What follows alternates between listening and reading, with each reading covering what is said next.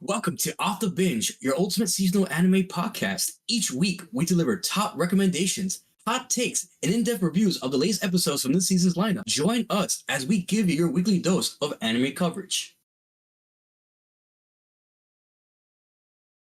Welcome, viewers and listeners alike, to our Off the Binge podcast. Damn, I'm reading the when you give the sixth intro like, wait, I said that yes last time. Damn, why are we gonna say that again? Anyways, guys, it's our 50th anniversary episode of Off the Binge. I'm still on one tape. We're gonna keep it going. I'll give a fuck. It's your boy Crash, aka the Hispanic Assassin. All you need to know about me is I like romance anime, ecchi stuff, hate isekai, and guys, it's our 50th episode. Thank you guys so much. Thank you guys so much for watching this. I had this long thing in my head, but I'm gonna just say it real quick because we have a lot to talk about. We start doing this podcast with me and Vash. Unfortunately, Vash, our boy boss man, he's not here. Unfortunately, he is out gooning as usual. No, he's out at a convention right now in New York City Comic Con. So if you want to see what he's up to, follow his Insta, follow his TikTok, his Twitter, see what he's doing. He's making a lot of big moves. Hopefully, he bought us a lot of figurines, maybe bonuses. You know, we pray, like and comment if Vash should give us like a $50,000 bonus for our paychecks next time. But yeah, so Boss Man ain't here, but I'm gonna keep the ball rolling for us. I want to say thank you so much, guys, for letting us do what we do here off the bench. What are we all about? We just talk about seasonal anime, and we have hot takes about that. What is the best? What is the worst? What's the mid? And it's not just me and Vash talking about this. Oh, no, sir. We have a lot of people talking about what is the best, worst, and mid. Starting off first, we got to give a little shout out to him. He has a new name now. Apparently, a lot of guys calling him something very different out here. He is now known as the annoying bald guy. I don't know why, but hey, if that's what the people say, since you guys call me the Hispanic Gooner, we're going to call him the annoying bald guy. Give it up for Grem. Hey, I'm the annoying white bald guy. I'm Grem, and I'm colorfully known as the man god because of, I like Mushoku Tensei, of course. All I gotta say for me this week is nothing much except for shout out to Vash's wifey, I guess. It's her birthday soon. Oh, Friday, happy apparently. birthday. Early. Happy birthday. You didn't read the document, brother. Anyway. Well, Anyway, that being said, I'm gonna toss it over to the forgotten one, the man who doesn't put out videos. hey, I had to get them back somehow. They be forgetting me, so I forgot to read the document, I guess. No, not really, but... We're reading all shit. Sorry, guys. No, what's going on, guys? 2 weeks behind on Upa Musume. It's all right. What's going on, guys? Memory here, and yeah, I've been a little cooked. The COD beta, it's been taking up a lot of my time. The game's looking kind of up. I've been kind of down on Call of Duty the past couple years. I know this is like a little side note, but like this new game, I don't know, man. It's kind of like, I feel like it has a lot of potential. I feel like we do be saying that a lot with certain games. It could just be a lot of copium, but not. From playing the beta, I did really enjoy it. So that has been taking up some time. I have been playing a lot of catch up there even still. Is some stuff I haven't watched, but a lot of stuff I have been getting to, especially like the past 2 or 3 days, and I'm excited as always to see how these conversations go about some of like the premieres, some of the ones that started this week, and obviously some ones were in 3-4 episodes now already, which is kind of wild. So yeah, excited for more and to see what the other co-hosts here are going to be thinking about these shows. But Neko, what's going on? Well, hello. I'm Neko-chan. I watch everything, everywhere, all at once. And this season has really been just a lot of fantasy and love in the air, I would say. There has been, we got some action this season too, for sure. But I feel like this season really just has a lot of fantasy and romance stuff. So it's been fun this first 2 weeks of watching things. I'm excited to dive into them with the whole gang. But yeah, for me, I'm always just here, just as being the only female in this pod. I gotta give you guys, some little recommendations of things maybe you just don't look into. So maybe you find some things this episode that maybe you guys didn't have the eyes out for, and then we can talk about it. But yeah, as always, this is the 50th episode. We've been honored to be part of this, and it's been really fun throughout this whole year. Really, we're almost into the end of the year and shooting into next year, which is going to be even more exciting. If you don't know, winter and all that is going to be packed, and it's going to be so much fun to talk about. So yeah, look forward to that. But all right, this is your go-to seasonal anime podcast where we dive into the best, the worst, and the hidden gems of each anime season. And we're gonna segue into our binge chillin'. I will start it off as always, since sometimes I'll be stacked and sometimes I won't. This is one of the times where I'm not as stacked as always. It's been like that for a minute, but I have been getting back into Darker Than Black. My bad.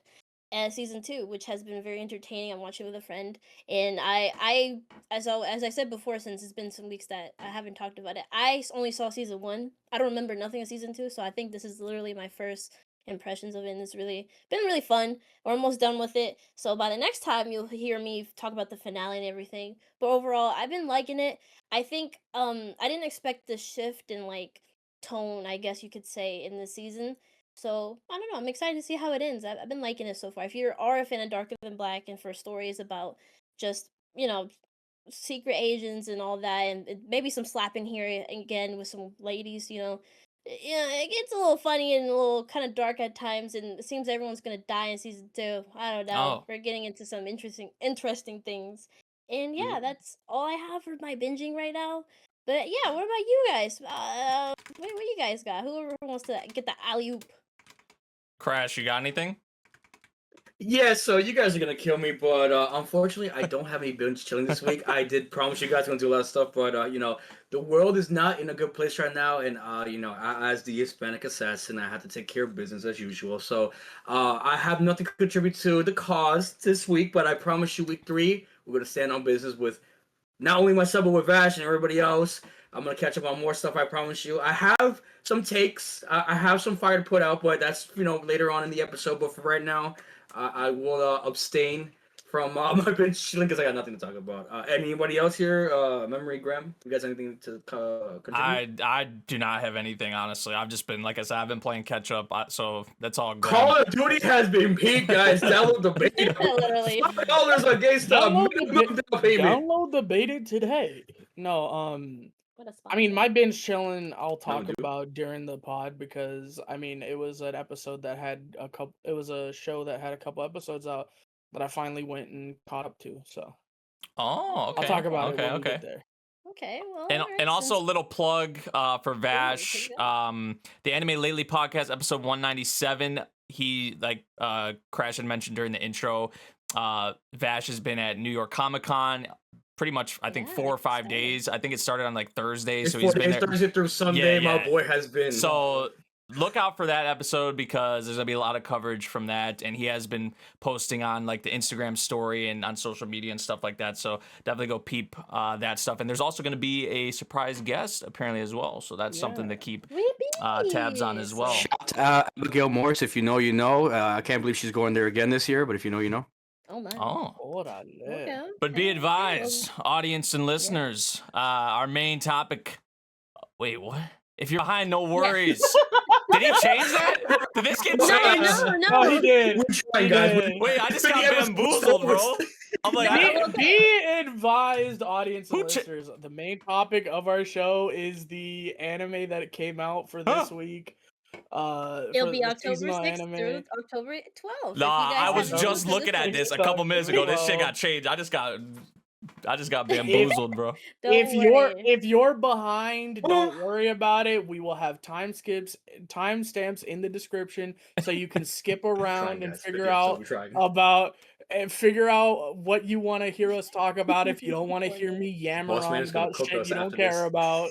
So we're gonna have timestamps, so you can skip over to whatever show you want to watch first. Well, all right.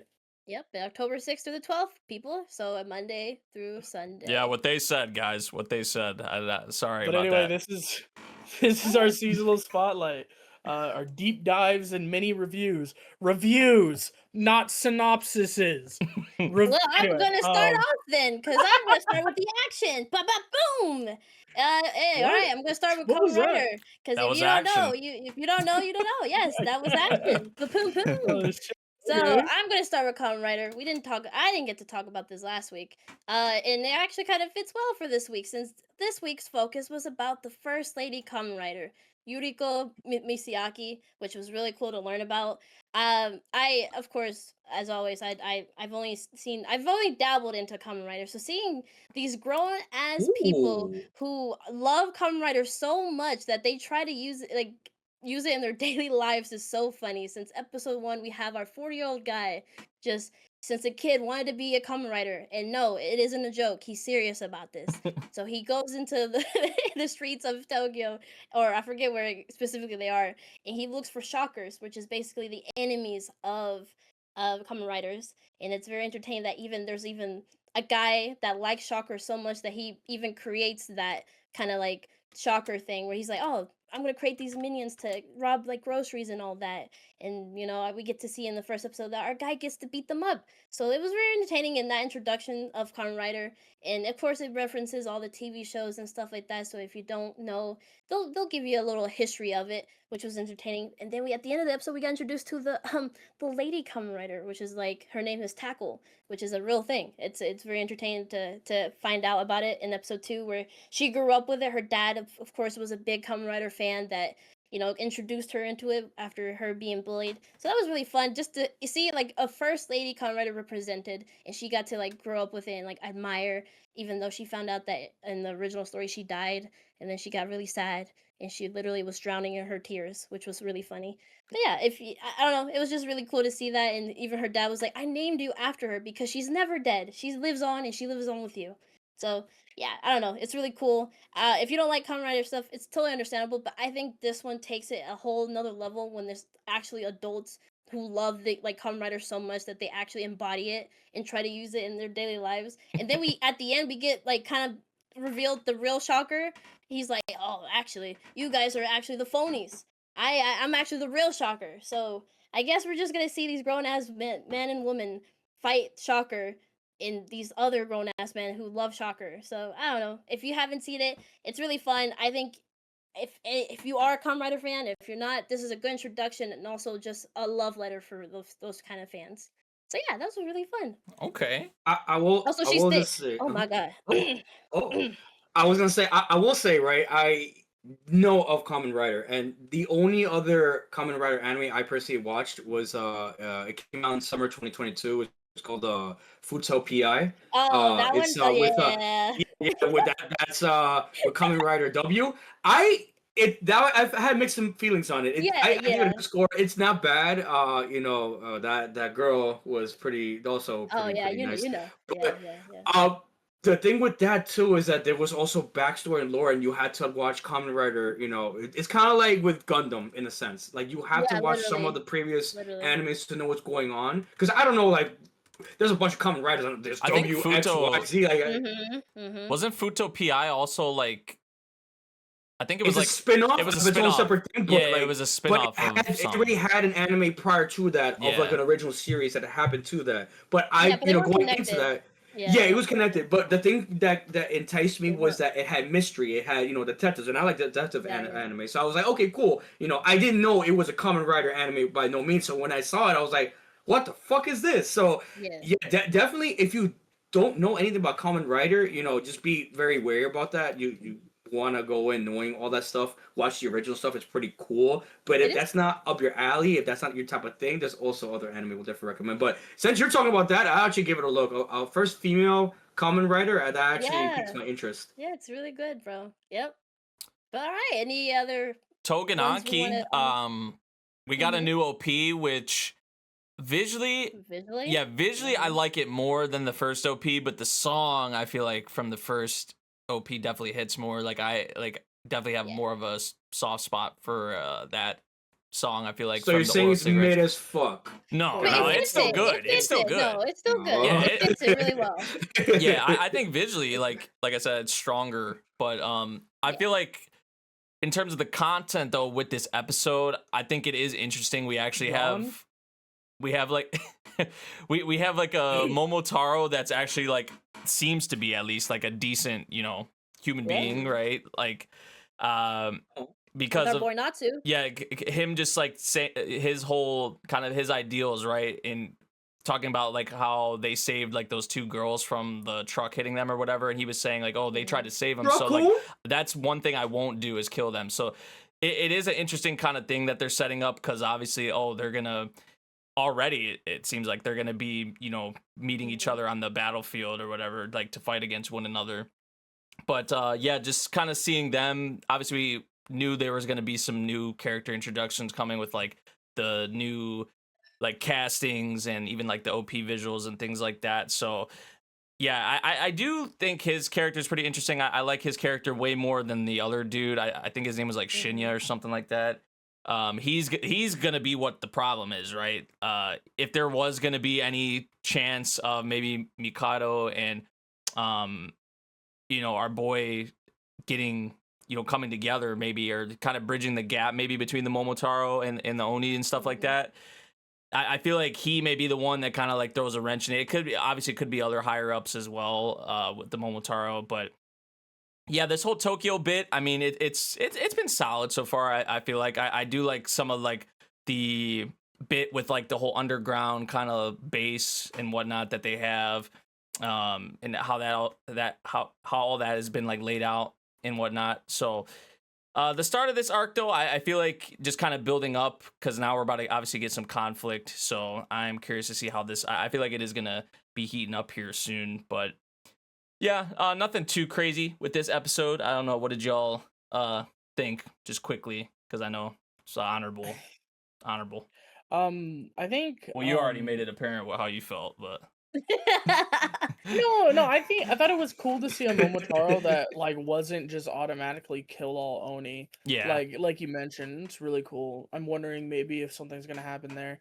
But honestly, it's really hard to see that happening considering what that guy did, threatening the little girl. Like I don't think they're gonna be able to trust any Momotaro at this point. And that's really sad because like I feel like if the world, especially like this world specifically, if like there were Momotaro who just are like, well, this is a good person. Like, it doesn't matter that they're an Oni. Like, this person, like, has clearly showed, like, a strength of moral character. Like, why are we just exterminating them purely because they're Oni? Like, that's a little fucked. Yeah. I don't know. Like the time they've already been spending together, like you can kind of feel like, like they even said, like, I feel like they both said, I feel like we're gonna be good friends and stuff like that, and they don't obviously know, but like when they do know, it's like, are you gonna just let that one thing kind of change like the connection that y'all seemingly have formed already? Like it's just it is an interesting kind of thing. It's nothing like too crazy, but it is something a bit fascinating to see kind of them touch on in the series.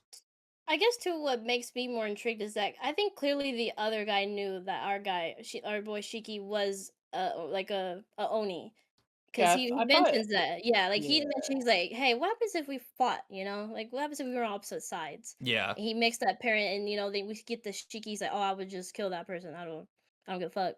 And he's just like, okay.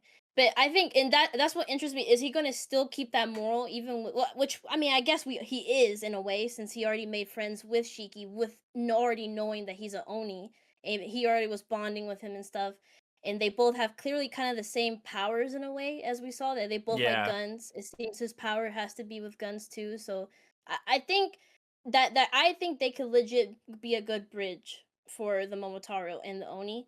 But now I'm just curious, will he stay that route, or will he sway from that moral that he has about, like, if Onis aren't doing anything bad, why would I do that? Why would I like hurt them or kill them or capture them if they actually were trying to do a good deed? So I don't know. I'm curious, because clearly he does not think the same way as the other Momotaros, and we've already seen before a person who was thinking kind of like how our guy is, that at the end of the day, after his family got killed, he kind of switched over his like thought. So I don't know. I'm curious if that will stay the same until something happens even to him, maybe, and he'll change that kind of thought, or what will happen. Yeah, I guess we'll see. Yeah. Uma Musume, as Grem, called me out for and mentioned at the beginning, I'm still behind. Damn. We had a really good showing of what endurance can do, mental and physical endurance. I did get spoiled on some, though. I saw Super Creek. I did see an image of Super Creek. Yeah. Yep. Speaking of Super which I've saw Creek Super Creek before, but right. Yeah. Super Creek comes out of nowhere, calm as a whistle, the entire 3,000 meters, and then at the very fucking end, she exploits one thing on the racetrack and blazes past 5, 6, 7 lengths ahead of everybody and wins the race by a fucking distance, like a crazy distance. And then everyone's like, "Wait a second, she hasn't won shit. Like, I didn't think she was gonna even have a chance." And it's like, yeah, because she ain't been racing so far. Like, she's been on the lam. She's been recovering. Now though, she's back and she's back with a vengeance. So it's a lot of fun, you know. We'll Yeah, I throw gotta out get on there, it. so. I gotta get on it. I know I'm in for some greatness though when I do get back on it. Always. Yeah. Cinderella. I think the never cool dis- thing I did see somebody noting is that they like kind of made sure like with Super Creek like how she has like longer strides when she runs, like they Yeah. kind of made You that could- yeah. Yeah, That was you cool. could tell so much. Yeah. If you're looking at the animation, all of the other horses look almost frantic in Yeah. their running. Like it's super, super like a lot of steps. With Super Creek, it looked almost like she was gliding. Yeah. Like her strides were so much longer, and she looked more calm the entire way. And yeah, she, like I said, blasted past. It was a lot of fun. Of course, I love Umu Musume. It's up there for me every week. I love me my sports anime, and I mean, Getting that Umu fix. Musume really scratches that itch. Yeah. I Yes, do. sir. I will say I'm excited we got introduced to some of the racers for the Tokyo Derby because god damn it, I want to see more of Oguri now. Let's go back to Oguri. Alrighty. Any more honorable mentions? Or are you guys ready? Mhm. I don't know. Are you guys ready to move on? One Punch Man. It's back. Woo, Wampa! I personally will just say I know I haven't watched it, but I saw some pictures on Twitter, and let's just say we back to spicy this boy's He's guy. talking about Tatsumaki and freaking Yeah, he yeah. knows. Oh Yeah. god, I need to catch up on that ASAP because what am I missing out on, ladies and gentlemen?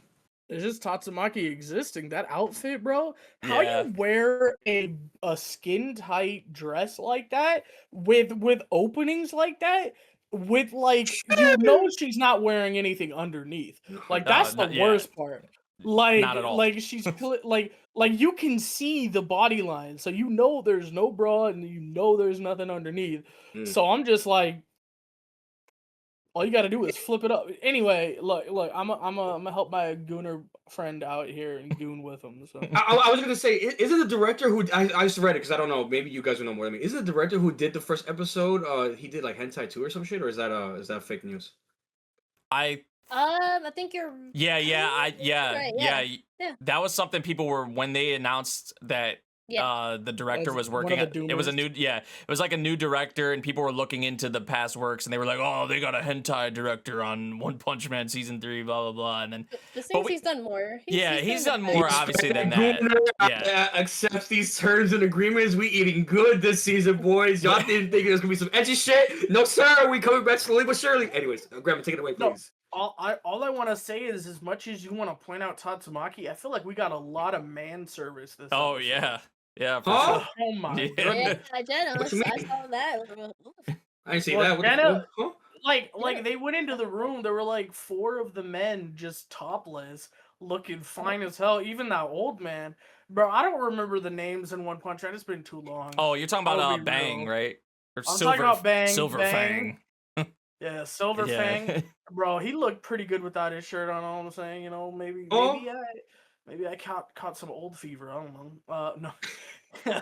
This episode was a lot of like exposition and setup and like introducing obviously like a lot of new players in this, you know, what's going to be in this season. It has been a long time since season 2 of One Yeah. Punch Man. When that came out, like a couple years It's back. been a like, bit. It's been a good bit. Yeah. Which I mean, the thing with like with this episode, there wasn't a whole lot of, like, I can't really like judge it yet on like the action. We haven't really saw any action pieces yet, and even like the preview didn't show anything. Like the full length preview, like the character designs look good, right? Like I do like the character designs, but it's just like when there's movement, I feel like is when you're gonna be able to tell like kind of how this season is like shaping up. Like I'm not really optimistic, honestly. I haven't been, just because of the lack of like stuff we've been getting, and it's just not really a good sign. But you know, I don't know, maybe they'll surprise us with certain episodes, some standout moments like they did even in season 2 with like Garo and whatnot. But you know, there were still some bits in this, like just to see a lot of the cast back and seeing like even that scene with Saitama and all them, like Grem mentioned, they were all just chilling, right? Like they're talking about all these they're talking about all these monsters, and they're introducing, like, it's like there's a lot of this setup, everybody's all serious and whatnot, like what do we do, blah blah blah, and then it just like cuts. It's like meanwhile Saitama's playing a game with King, and they're all just laid out, chilling. Like it's like meanwhile this is what they're doing. And the conversation while they were playing the game was actually like really funny too, because King was like, only the cute characters are strong or whatever. It was like, yeah, it was like the Saitama hit him with the that's not yeah, he was like, this shit sucks, like I'm done with this game, bro, like I don't even want to play anymore. So I did get a kick out of like especially that bit, I feel like. But you know, to see characters like that back, and I was also like Tatsumaki and like Fubuki, even Sonic at the end of the episode we saw, which Sonic was getting all crazy about, like, oh, something within me is changing, like I feel like I'm like leveling up, and it's like, oh, you dude just lost weight or whatever. So my God, yeah. God damn. So of course it is. I mean, maybe there is more to it, but I think like they put that little bit there. It's like, bro just literally lost weight. Okay, is that like all it was? But you know, in a way, it's like, yeah, nice to see like even Garo with this episode and kind of what the part he's going to play in this season. Obviously, we have like this Orochi and a lot of characters that they have introduced here. So, you know, like I said, a lot of exposition, setup, and whatnot. I haven't really saw much action bits with this yet, but I'm kind of curious how that's going to be hitting once we, you know, get into it. But yeah, it was a okay way to come back in. Nothing too crazy. I wasn't like ecstatic about this episode or anything like that, honestly. But yeah, anybody else? It's a nostalgia feel, to say the least. But it will it pretty much like is there potential for it to be pretty good down the road? I guess only time will tell as we continue watching it.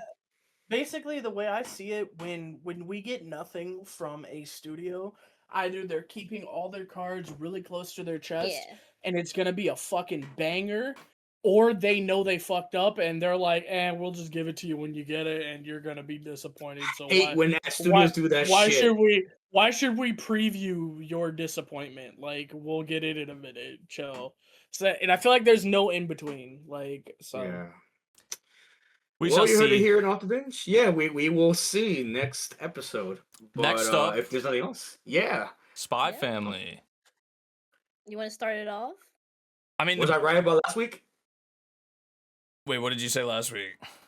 It was going to be boring because we're going to see. I mean, like, okay, Lloyd as a kid, he was serious for a moment here and there. He has his cute moments, but nothing like crazy. Like, do we really want to see Lloyd and his origin story? Is what I was getting at last episode. Like, did you guys enjoy that? Yeah, what? Yeah. I feel like this is important for like his character. Honestly, I mean, it's a good backstory overall. Yeah, I think I will say I should have been the whole episode focused, but I get why it was cut in half like this. But that was something. I'm glad you mentioned that, because that was something like the first portion of the episode and how it just like it didn't really transition well, I feel like, into his backstory. You know, I would have rather like them start off the episode with that, like, oh, we start off just going back to that time. Because you had the whole bit with Anya at the beginning with like I forget what the lady's name was, but like the disciplinary committee girl coming in and kind of laying the law down on him and whatnot.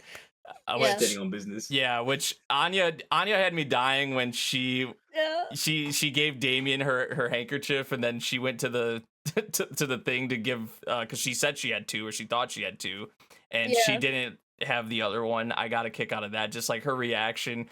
Like, obviously the faces that Anya makes are always just priceless, so that was like a bunch of those in this episode. But like outside of that, it was like it didn't really flow into. I saw some people joking like, oh, Lloyd was so you know, tormented or whatever, just so he couldn't believe it about Anya coming home with one of the bolts or whatever, that that it went into his like backstory because of that. Like that's how his mental was. That's great. Yeah. Oh I'm my just like, God. if that's the way people want to see it, I guess that works. But That's awesome. Yeah, look back at my past. He yeah. literally had Yeah. more flashbacks. He's like, oh, For no. real. Yeah. Oh. Which I mean, for the most part, like you could kind of get an uneasy feeling, I feel like, as it like had started. Like, yeah, like Crash mentioned, like there were some cute moments. They were kind of playing like, you know, fake, you know, war kind of role play and whatnot, like as friends and messing around with each other. You did get a bit of the home life as well, and how that seemingly was with especially his father, Lloyd and his father. So that was like a big thing. But how the episode left off, right, with the city or wherever, you know, where they lived getting like bombed and whatnot. Yeah, I feel like we may see a lot of potential like casualty in the next episode. Like I don't know, I wouldn't be surprised if it's pretty doom and gloom next episode. I mean, there were some moments like that, even more so with his dad, but I feel like overall it was like kind of, you had like a good feeling for the most part with his backstory, but like that kind of has quickly shifted. So yeah, I'm curious on more of that and to see how kind of that goes, because I'm assuming there's more. I don't think like this was just it with it. I think it would have worked as definitely like a full episode, I feel like, and maybe they're just like splitting it like the next part in the next episode, or if it'll take up the whole episode or whatever. But I feel like the second half of the episode, like the first half had some comedic bits, nothing too crazy though. I feel like, I don't know how you felt, Neko, but the second half did leave off on a stronger note, I feel like. Yeah, I mean, I enjoy the school moments with Damien and Anya. So like, I love that chapter of the handkerchief, because it's just a fun chapter. Just you know, this is a kind of not the start, but this is definitely like, you know, the steps towards, you know, the friendship between Anya and like Damien. Damien seeing her in a different light. He's like, what? You literally gave me your handkerchief and sacrificed yourself Mhm. to get the pin, the torturous whatever bolt. Yeah. You know, he sees her in a different light. You know, sometimes we get those moments with him. He's like, "Oh, what? You're so dumb. No way." But in reality, she's doing this to get like a ulterior motive. You know, she's trying to like, "Oh no, Plan B is about to get messed up if I don't do this for him." And Oh she no. was role playing like Damien and Yeah. and his father, like acting like she was voicing them and shit. It was Yeah. just, yeah, she's just too much. She's really prioritizing the mission all the time, which is always adorable. Which it leads up to Damien thinking that she's really a kind person, or really like out here for him. Which, you know, sometimes she is, sometimes she really isn't. But she's just trying to get close to your dad, so you know the Earth will be saved. But no, it was a good chapter with all that. And but oh yeah, the most thing was just this backstory with Lloyd, which I think I mentioned last episode that when this chapters were coming out in season 2, there was some kind of like, you could say, flash or like foreshadowing of this coming up, which was really cool to catch on. I can't really remember which episode it was in season 2, but Lloyd is looking out a window in season 2 of something, and he sees these kids playing. And when that chapter was coming up, I think it was this chapter that just got adapted, which you kind of feel the weight of it. You're like, oh wow. I don't. I probably caught on to it, but I think if you saw the episode and then reading the chapters and coming out every Sunday, you're like, oh wow. You wouldn't really think nothing of it in season 2, but now after seeing this, you get to understand like all the layers between him looking at that. I forget whether it was like just kids or Anya playing with her friends or something. And he was smiling, and or he was giving like this dead look. I don't remember Yeah. specifically, but it was very interesting. So yeah, just having this backstory about his friends, and then the regret of like not going home in time before the bombing, which was really sad. And we'll get into it more next week. But this backstory is really good. I think when this was coming out, I really enjoyed these chapters, and I honestly thought this was going to be the starting point of progression, like I mentioned last week. But Yeah. again, we go back to, you know, typical Spy Family. But again, you know, we do get progressions here and there. I thought literally this was the start of like, oh, are we finally They're going like to get spoon progression feeding you between? that. Yeah. So it's like, man, Baby we were spoon. starting off good. We were starting off really good with this backstory and everything. I thought we were gonna get more. So that's the sad thing about it. But I get it. But overall, this backstory is really great. This is why the opening it is how it is. You see the children running, and it's a good. I really love his backstory a lot, and I really am excited for next episode and people's thoughts about it because it's really dark. It's sad, this is during war, and he was the way he was just kind of grown up or grew up was just sad. He didn't get to have like a true childhood really with his dad being so strict, but also you can see that he was just doing it out of like care for him too. So it's a lot of mixed feelings for sure. So Yeah, we because just who gotta wants to see their kid being like that about like how old is he Yeah. at that point? Like who wants to hear their kid at that age Yeah. talking about war and going to war and stuff, right? Like Yeah. I mean, I would shut that shit down too, like his dad was, honestly. Mhm, So yes. Yep. Remen, you have anything to add before I just say what I understand from what these two are saying? I'm not watching the show. Okay, so what I got out of you two saying this is filler episode, Anya L, Huh? Lloyd traumatized, and your Oh. Silicon Templars. Cool, but I didn't miss much this episode. yeah, if that's what you got out of it, buddy. Next Oh, wow. Well, Next all on right. this, Gachiakuta. What you guys want to say about this previous episode? Bro, So this is- opening fire. This is another one where we got a new Yeah. opening, and Visually better. I'm not gonna lie. I think I like it as a whole more than the first one. I'm not gonna Really? lie. Yeah. Oh, I don't know about that. Like visually definitely, but Right, like yes. the song Yes, now yes. it could be it was just my first listen, but I don't know. No, fair. I was feeling it. I feel like more than the first song. I do like I don't blame both, you. I don't but blame you. yeah, I am leaning towards the new one. I will say, but yeah, this episode we saw Simeo showing out finally. Nah, Oh, that Yeah. was wild. I was Yeah. like, girl, ooh. Yeah, Step on me. she just don't be sitting at that's that my desk. mommy right Yeah, there, she bro. just don't be doing Huh? that. Yeah, she was awesome in this episode. Granted, it was just like fodder, but still, to kind of see her showing out was to showcase what she can do. Like I said, she just don't be sitting behind that desk all the time. So to see that, and then we also got some more characters introduced, obviously, which we knew that also was coming with a lot of the castings and all that, and even like I think like a new visual, I believe.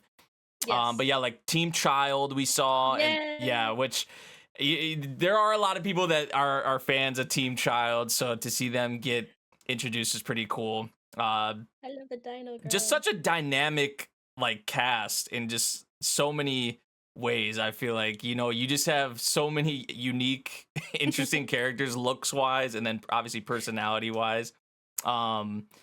We also saw the granny, the doctor, Yes, and how I was gonna get that. and how Oh my she's God. related to the brother and sister.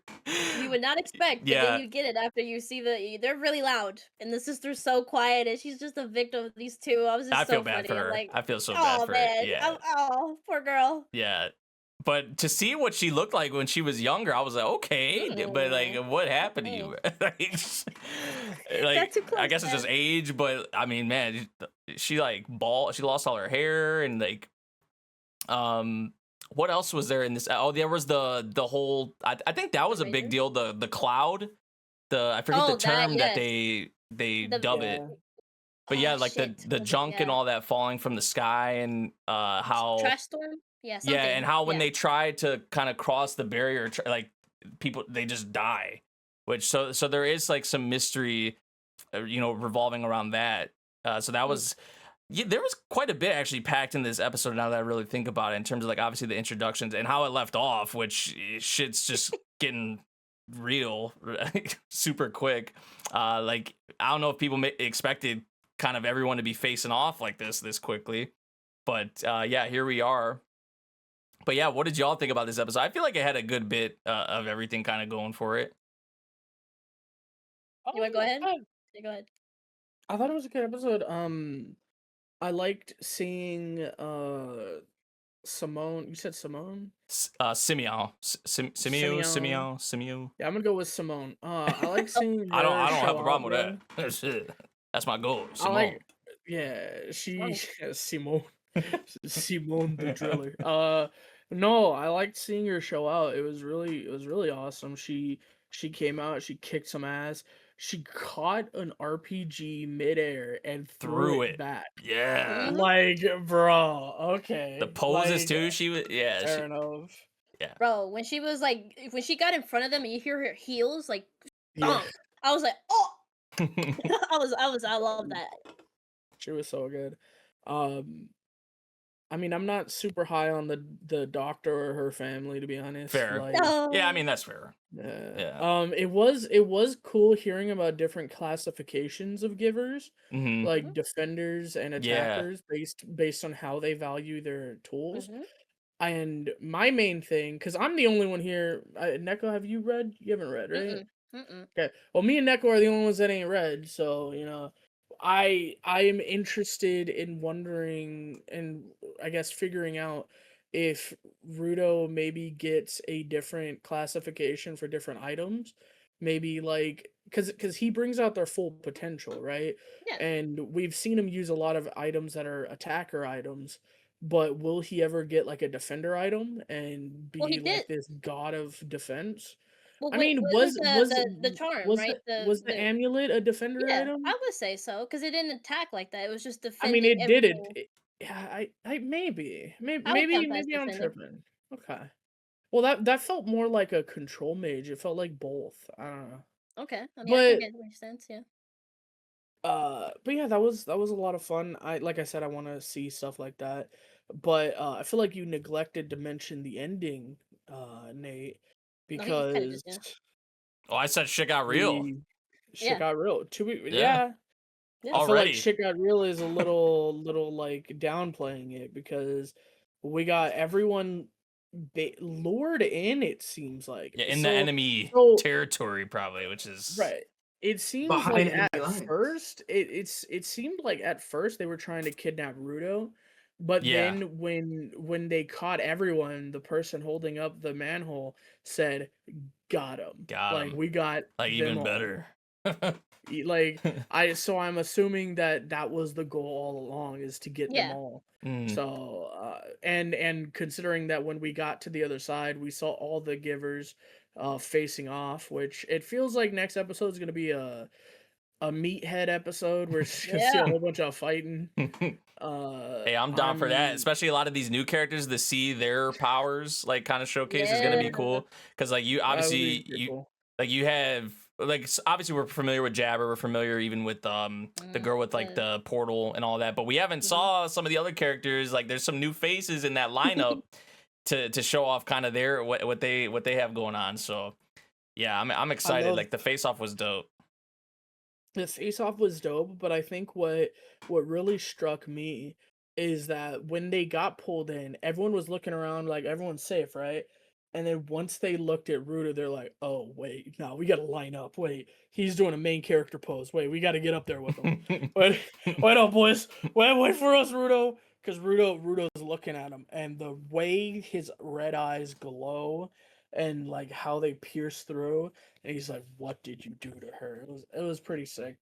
I Yeah. love my rage moments. I'm hoping I get a rage moment next episode with him going off. Maybe unlock some powers we ain't seen yet. Mhm.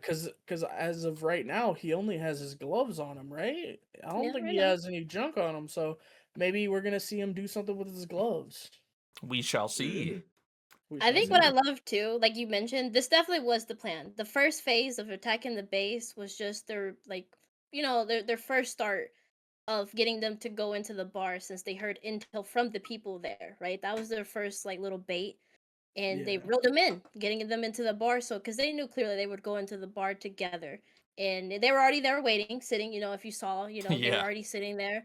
So, the cunning leader, bro. The way he literally was next to Rudo, being like, "Man, dude, you've heard about these guys?" He's like, Rudo's like, "Yeah, they're a bunch." And he's like, "Man, I would not want to get tackled by these guys for real. Their new leader apparently is just a cunning bitch. Yeah, he's a He's bitch." kind of He's bro's kind of crazy. bro's kind of tooting his own horn. Like that guy kind of fucking crazy, bro. I He's don't crazy, know. bro. Like honestly, like he's been a problem. I'm telling you, if you get his people will do anything. I'm telling you. And then you just see him kind of like show the shoes of Alma, which is fucked up. Yeah, the How way he held dare them you up, do bro. that? Like, He yeah. was like, "Oh, they've been looking for these apparently, man." And he's like, "Excuse me, what?" Honestly, It was I at this dying moment laughing. we knew. Rudo He was fucked up. I was dying. For me, I was like, nah. The minute he was turning around, I was like, no way, this motherfucker is gonna like literally like gaslight him and be Ain't like no this. way. I was dying. So when he revealed it, he was like, "Gotcha," and I was like, "Oh!" Everyone like stood up and like was gonna hit them, and Yes. the way they like cleaned them up, basically, literally, was so funny. I like that moment a lot. I think you have to have balls to do that. You're the leader, you're the one like going on front line like that Yeah. with just one other member. Huge Come on, that's risk, some balls. but Yeah, maybe high reward, right? Having all of them in kind of your territory, right?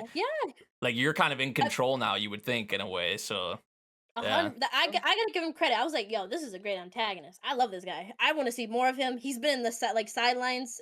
Yeah, they've only the really like first teased four. him. They've only like they've showed him like 2-3 times maybe, like before. Yes. Like this was like really like his official like Yeah. introduction, I guess you would say, honestly. I loved it. I don't know, it gave me that kind of like Askeladd thing where he's such a menace in that way where he's just like he's a teaser, and the way he gets down business with his crew. His crew looks fired too. I'm like, oh, I'm so excited for this like brawl out. It's about to be fun.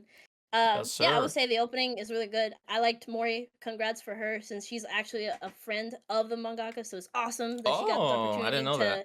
actually like do this opening with them. Apparently they both were working on it, and she did the English lyrics. They did the Japanese, so they really worked hard on it. It was really cool to learn all that, since she's been a fan of this since a while of this manga. So it's cool. It's really cool. Congrats to you, Mori. Yeah, that's She's awesome. been killing it. So Hell yeah, yeah. I like the VTubers visuals. up, VTubers up, like for real this year. Like fucking Bao already doing VA for a couple of cuckoos. Now she's doing the OP for that, bro. VTubers up this season, on God. Oh God. All right. I guess we want to head into Oh, my That is hero, fucking- but Nate's oh, that's favorite spicy. ED of the year, by the Yeah. way, guys. no, that's Mid the as first. fuck, No, by the way, I was gonna spring that up. No. He's been Imagine playing it that's his reaction. That's his reaction. I will stop this recording right now, bro. I'll stop this. I'll stop this right What now. you mean? Nah, I did it for the Go content. I did it for the content. bro. As soon as Go I, ahead. because I've been waiting for it, you know, because Yes, sir. in the first episode we obviously didn't get it. We knew who was gonna be on the ED. They had Mhm. they had porno Chicken. graffiti on the OP. It's like, okay, it's gonna be full circle, cool. But when I heard Bump a Chicken was gonna be on the ED, I'm just all right. This shit, like, I know the songs. I'm gonna probably fuck with it because they're like my favorite. Murder on the They're Beat. like my favorite band in Japan. And the song is phenomenal, but dude, no, the visuals and how it was like a recollection, just a trip down memory lane. They reanimated a lot of the major moments from the very beginning up until where we're at now. Like with the notebook, kind of the lining, the lines in the background, like that shit was like, because that was the first thing I saw before I even saw the episode. I watched the ED first because I was like, okay, Oh, bro, shit, I've been okay. waiting for this. I'm not even gonna watch the episode and go into it. I'm just gonna watch this. And I'm just like, okay, bro, like whatever's gonna happen in this episode, because people like even Drop, who's on like Weebs of the Ring, he was talking about like, oh, this episode is one like you want to be, you know, kind of ready for, you know, Don't miss out on it. strapped Like in this, for, this, yeah. this is the one. So I You was gotta like, strap yourselves okay, in. if I'm gonna go into whatever, you know, people are gassing this episode up and then go into this ED, like, oh, this shit's about to be fantastic. And I feel like it hit even more because of the content with this episode. But yeah, the ED is probably my favorite one in just My Hero as a whole. And I was saying, even just in recent memory, just in terms of like in general, just anime endings, I feel like Yeah. this is just one that I feel like I'm gonna be like remembering playing. It's like that gotcha Pokemon thing that Bump a Chicken did. Like Oh, I for listen to real, that bro. stuff and revisit that so Same. much, dude. Like you just can't help I it. goosebumps every time, Yeah. bro. So, but no, this episode though, outside of that, like I could talk about that forever. But like this episode though, rightfully, like this episode was gassed up, and for, you know, rightfully so, because it was hitting from beginning to end. I feel like I was just like, I was locked in. Like the emotions were all over the place from beginning to end. Like once you saw it started off with All Might in his past with his mother, and then you saw that visual, the illustration that Horikoshi put out, you're just like, oh man, it's gonna be one of these That's so All Might, because there's so many iconic All Might episodes in this series, right? You think of like the You're Next, you think about obviously the end of season 1. Like there's so many awesome moments with All Might. So when they started off with that, I was like, okay, this is gonna be an episode. Like I kind of had to sit up a little bit, but yeah, to see really him, not just him, but really everyone kind of struggling using whatever else is left at their disposal to deal with All For One. Because All Might, like with Hercules, and even like the things that they used to hold down Shigaraki, I don't know if that was in season 7 or season 6. They were exhausting all the resources, everything. Even Stain was in here teaming up with All Might, which was freaking dope. You know, any Stain content you get is just, you know, you're gonna love it, at least for me, because Stain's one of my goats of this series for sure. So to see him and All Might, like even that not really like work out, like they had exhausted really everything. And the moment I think about a lot with the first half of this episode is All Might, when he's literally knows he has nothing left, right? And it really makes you think, because he would get down on himself like earlier in the series about not being able to kind of hold up to that status that he had been known for, because of obviously as time had went on, and especially his fight with All For One in season 3, right? Like he's just not the same, and he would get down on himself about that. But from a lot of the experiences, seeing Deku, seeing Bakugo, seeing a lot of the others, right? Like there was still something that he felt like he could do even in that moment. And that's like, he had like that smile on his face, and he's like, come and get me, like that shit. And even like how they mixed, you know, his master's dialogue in there with that, and how talking about how he's like crazy, that he's like more insane than you. That was like awesome. So to see the All Might shine in here, and kind of like the passing of the torch, right, relying on the next generation with Deku and Bakugo, because a lot of this series, right, has been them relying on him, you know, and now it's kind of flipped, and it's like, okay, with how the episode left off, right, with Bakugo and Deku, which, yes, Bakugo, that's like the big thing, right? Bakugo is back, which to me, I think I was talking about this off air. It doesn't even really feel like it. Apparently it's been 4 or 5 years since he had last appeared like in the TV anime, but it doesn't feel that long, because like we've saw him in the movies and all that, or at least one of the movies. So yeah, it didn't even like, but yeah, he's back. And to kind of have it flipped where they're the ones now who are gonna have to like save All Might, you know, it makes sense, right? And I do really like that. And even another thing to kind of relate to the ending theme, because in season 1 they had it framed where like All Might, or I could have it reversed, but All Might was like on the left and Deku's on the right, and he's kind of kneeling down on the ground, and they kind of flipped the visual with the ED, which is like a really cool touch that they did, that now it's obviously the roles have kind of reversed. So yeah, there was from beginning to end, there was a lot to really like about this episode. Obviously with All Might, his past with his mother, the bit in the second half, obviously with Bakugo coming back. Cannot wait to see him obviously in action. Even the little bit from the preview of the next episode, it looks absolutely insane. And then the ending theme, right, to top it all off. Like that's what the episode left off with. The ending. It's just so good. It's just so good, man. But like you guys can probably tell, you know, last week I had My Hero at my number 1 spot, and I think this week, like, once again, it's up there. Like it may be my number 1, honestly, of this week. Once again, like this season, the final season has started off on a very strong note. I'm curious how I'm gonna feel though, you know, towards the end in terms of like the decisions that end up happening. But we shall see. But for right now, I'm really enjoying what we've been getting. So yeah, this All Might content, the Deku, Bakugo stuff, seeing them when they were like the lights, and then, you know, them as kids, kind of with the All Might cards, dude. Yeah, this episode was just one of those standout My Hero episodes for sure. So, but now we're probably gonna get some action fest coming through with Bakugo and All For One, Shigaraki, stuff like that, Deku. So, yeah, Crash, did you watch this episode? I did not, but I have a quote. I'm gonna make it very quick because I want to move on to the other stuff. I can't wait to hear. I already have my theories about last episode. I'm good to know what to expect next episode. But a good quote for this is, no matter how many times you try, the student always surpasses the teacher, and that's what you're gonna see in this episode. You're gonna see the next generation rise up and pass the torch. Literally, that's what is happening with you know, with All Might, and we like to see it Paving a way it's- for the next generation. Yeah. That's how heroes usually are born. You can't. It's not always the greatest hero is gonna stay that way forever. You know, all good things must come to an end, unfortunately. But not all hope is lost, and we're gonna see that hope rise up with these, you know, characters. So I can't wait to see the next episode. I'm gonna catch up for sure. I'm a little upset I wasn't able to watch it, but I'm gonna catch up. And week 3, I definitely have more to stand on with business for that one. Alrighty. Yeah, So My Hero. Yeah, My Hero was great. Next up, we're gonna hop into our drama, thriller, psychological section. Obviously, of course, starting off with the honorable mentions. Does anybody have something first? Because I was gonna say One Dance, but if someone, because I know You go first because I have something to say about the next one. Yeah, I was gonna talk about One Dance. All right. Skippity bop bop bop bop. Yeah, bro, that shit had me dying, bro.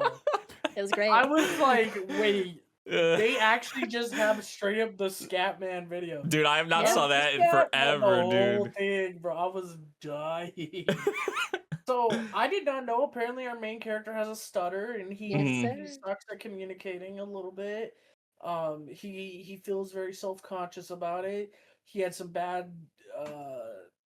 times with dancing in middle school, so he's a little bit averse to it. He's in a high school environment where, you know, you care what other people think about you, but he kind of doesn't, because he's like, bro, we live in the middle of nowhere. We're stuck a decade in the past. Like, we get trends a decade late. Why the fuck do we care what people think about us? Based. And yeah, honestly, it was Super relatable for me, by the way, because dude, no, because like I live in a very big city now, but like and have for like most of my life, like pretty much my whole life. But there was a stretch where like for 7-8 months I lived in the middle of nowhere in Kentucky, and it felt like a totally different world. Like honestly, like I remember like years before I was like, because this was like probably 2011 or 2010, but there was like Soulja Boy and stuff like that, like people were like listening to or whatever, and they like the songs that they were listening to and was popular for like them at school. I was like, bro, like I listened to this like 4 years ago. Like y'all are just now hip to this. So yeah, that is kind of funny. A little bit relatable with this, with that aspect at least with this episode. That's freaking cool. But yeah, it was a little bit interesting to see the main character like not like we see a lot of main characters that care about their popularity or whatnot, or like that are just innately cool or super dorky. But this one felt kind of in between. He has a speech impediment, but like at the end of the day, he's a pretty stand-up guy, and we see this really ugly CG dancing that this girl is doing. Yeah, and it's so bad. It's gonna be hit or miss, bro. I feel like the bit on the stage, like the concert stage or whatever, like that was alright. I thought that looked worse. I thought when she was when he saw her, I thought she looked a little better, but like but it was not. I mean, bro, yeah, it's especially going back and forth between like because you would see her dancing like that, and then it would go back to him, and he's just like standing there 2D. I fucking called it through we mentioned this in the trailer, like when we were watching the trailers. The trailer. We were like, it's gonna be hit or miss. I feel like with the dancing and the choreography and all that, like. I think they're trying too hard with it, is what it is. Well, I think look, the movements are fine. It's just the hair and some things, right? Yeah. I think it's basically old 3D like idol stuff, and I think since there's even more idol shows looking better than this right now, there's tools to evolve from this. Why are we using these same old models or whatever of these three? Yeah, you know what it reminds me of? It reminds me of freaking Go Hands. Like with their like how they're like the hair and how the characters be looking sometimes, like that's kind of what it reminds me of. Like I do appreciate that they're actually like they have like the choreo, like they're having people come in and do like the actual like choreography and all that. Like that's cool, you know. Yeah. But I just feel like if you have trash CGI that does look good, the way it's translating, the way it's translating into the show, I feel like at least from first impression from the first episode, I'm like, It's a little jarring. Yeah. It's not. It could be smoother, is all I'm saying. Yeah, Like I we have agree. medalists, but like you know, like it had kind of like that, but it still even looked better than this. I'm not gonna lie. I True. think they had a better model than they did with what they had in One Dance. Yeah. Right. This is What- ice skating, and with this dancing, like I mean, look, it's not exactly the same movements. You know, this one's probably more harder movements than ice skating, but I think the models just didn't really look as great as they could have been, especially for a show that's all about dancing. And Yeah. especially Who's the? really I'm hard sorry. dancing. Who's the production company making this anime again? It's What's the Madhouse and Cyclone Graphics. It's like 2 studios. Yeah. I don't know like if a certain studio is handling the dance or Yeah, I certain don't know. staff I is didn't handling the look into it. dance bits, and then maybe Madhouse is doing something else or vice versa. I don't really know. Yeah. But I think Cyclone Mm. Graphics typically handles like, I could be wrong, but if I remember correctly, I think they do handle more like 3D I think you're right, yeah. stuff. So they're probably helping out on that aspect. So I just. Yeah. Maybe it's just me, but I prefer if you're going to use a lot of 3D CGI, can we please just use a studio like Orange? Like, give me a Please. studio that is 3D, sure. that they're gonna make the whole thing 3D, because I promise you that will always be better than switching back and forth. yeah. Yeah. For sure. That's gonna be something definitely. It's gonna be hit or miss. Like honestly, throughout the series, I could see it getting better in certain instances, but I don't know. It wasn't a good first impression, and on that aspect, Yeah. I feel like Yeah. character wise But I though, mean, yeah, yeah, the It's good. characters were nice. I liked Yeah. what's her name, Wanda. I think Is her it name's Wanda. Is it Literally, actually Wanda? Yes, it's Wanda. Yeah. Okay, yeah, Wanda's a pretty interesting character. She just doesn't give a fuck, which I respect. yeah, I do think our boys got issues. Like, Yeah. why are Yeah. we trying to like film up her skirt and then like post it everywhere? Like, come on, bro. Like, Well, the pettiness, right? He's like, "Oh, I started talking to her, and she just didn't want to like talk." And she's a bitch, and I posted it. I'm like, what? Just because she didn't want to talk to you, she gave me like, Crazy, okay, bruh. yeah, answers. Okay, Just hold that brother, L, man. petty. Yeah, hold the L. That was wild. which is why I respect our main guy. You know, kind of coming down on sticking him, up, Mm. sticking up for her. Yeah, sticking up for her, and then saying, "Why the fuck do we care so much? Like what people think." Like I said at the very beginning, you know, the whole line of, "Why the fuck do we care? We're 10 years behind already. Like who fucking cares what people think about us?" Like, Yeah. Yo, what about bro Something- doing the Running Man, dance. bro? the Running Man, bro. That shit had me That took me dying. back bro. to He was that like, took me back to middle school. he was like, this bro. is the only thing I could do. And as soon as he started doing it, I just was dying laughing. And then, because me and Neko were watching it, and Yeah. afterwards, he was like, I thought you were gonna laugh at me. And we were just laughing our fucking asses off Yeah, at I'm you, sorry, bro. We were- Like, we were sorry, laughing. bro. We were. Sorry, we were just You, by the way, we're laughing at you. we were just clowning you. Like We were clowning a baby, and she's like, "No, I wouldn't laugh at someone." But who's no, trying to see her like instant, like she really like her first kind of instinct was to help him, right? So Yeah, that does, yeah. Like, hey, you want to lift your elbows, you want to Yeah. do this, which is Exactly. like, bro, she's a real one. 100%. I was honestly, when he was doing the Running Man, maybe this is how cooked our generation is. But when he was doing the Running Man, I was expecting a clap at some point. Yeah, okay, And, I was literally telling Nate that I was like, "Is he gonna Fortnite dance?" And I was Is he like, gonna "Oh,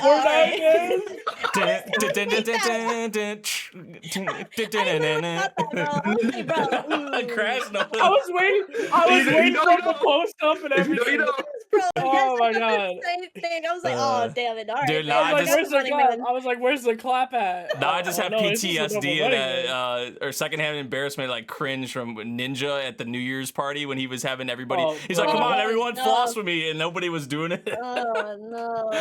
Oh jeez. No, I feel Embarrassing. like I think the more interesting thing with this series for me is not even really the dancing aspect. I feel like it's the character aspect with the Oh, the yeah. two mains for sure. Like that's kind of what I is think the grabbing me music right for me, now. too. The music is good. I do like the music as Yeah. well. Yeah. And apparently, right? Like, I've heard from a friend that they use actually real music. Like, the Scatman, they reference that, but also just in music terms, they will reference real music, like from like artists that we know and all that. So I'm interested to see how far they will go with that. If Yeah. they will use that same music or maybe replace it with something. So yeah, I'm excited about that. But the character wise, I am excited about that too. Yeah.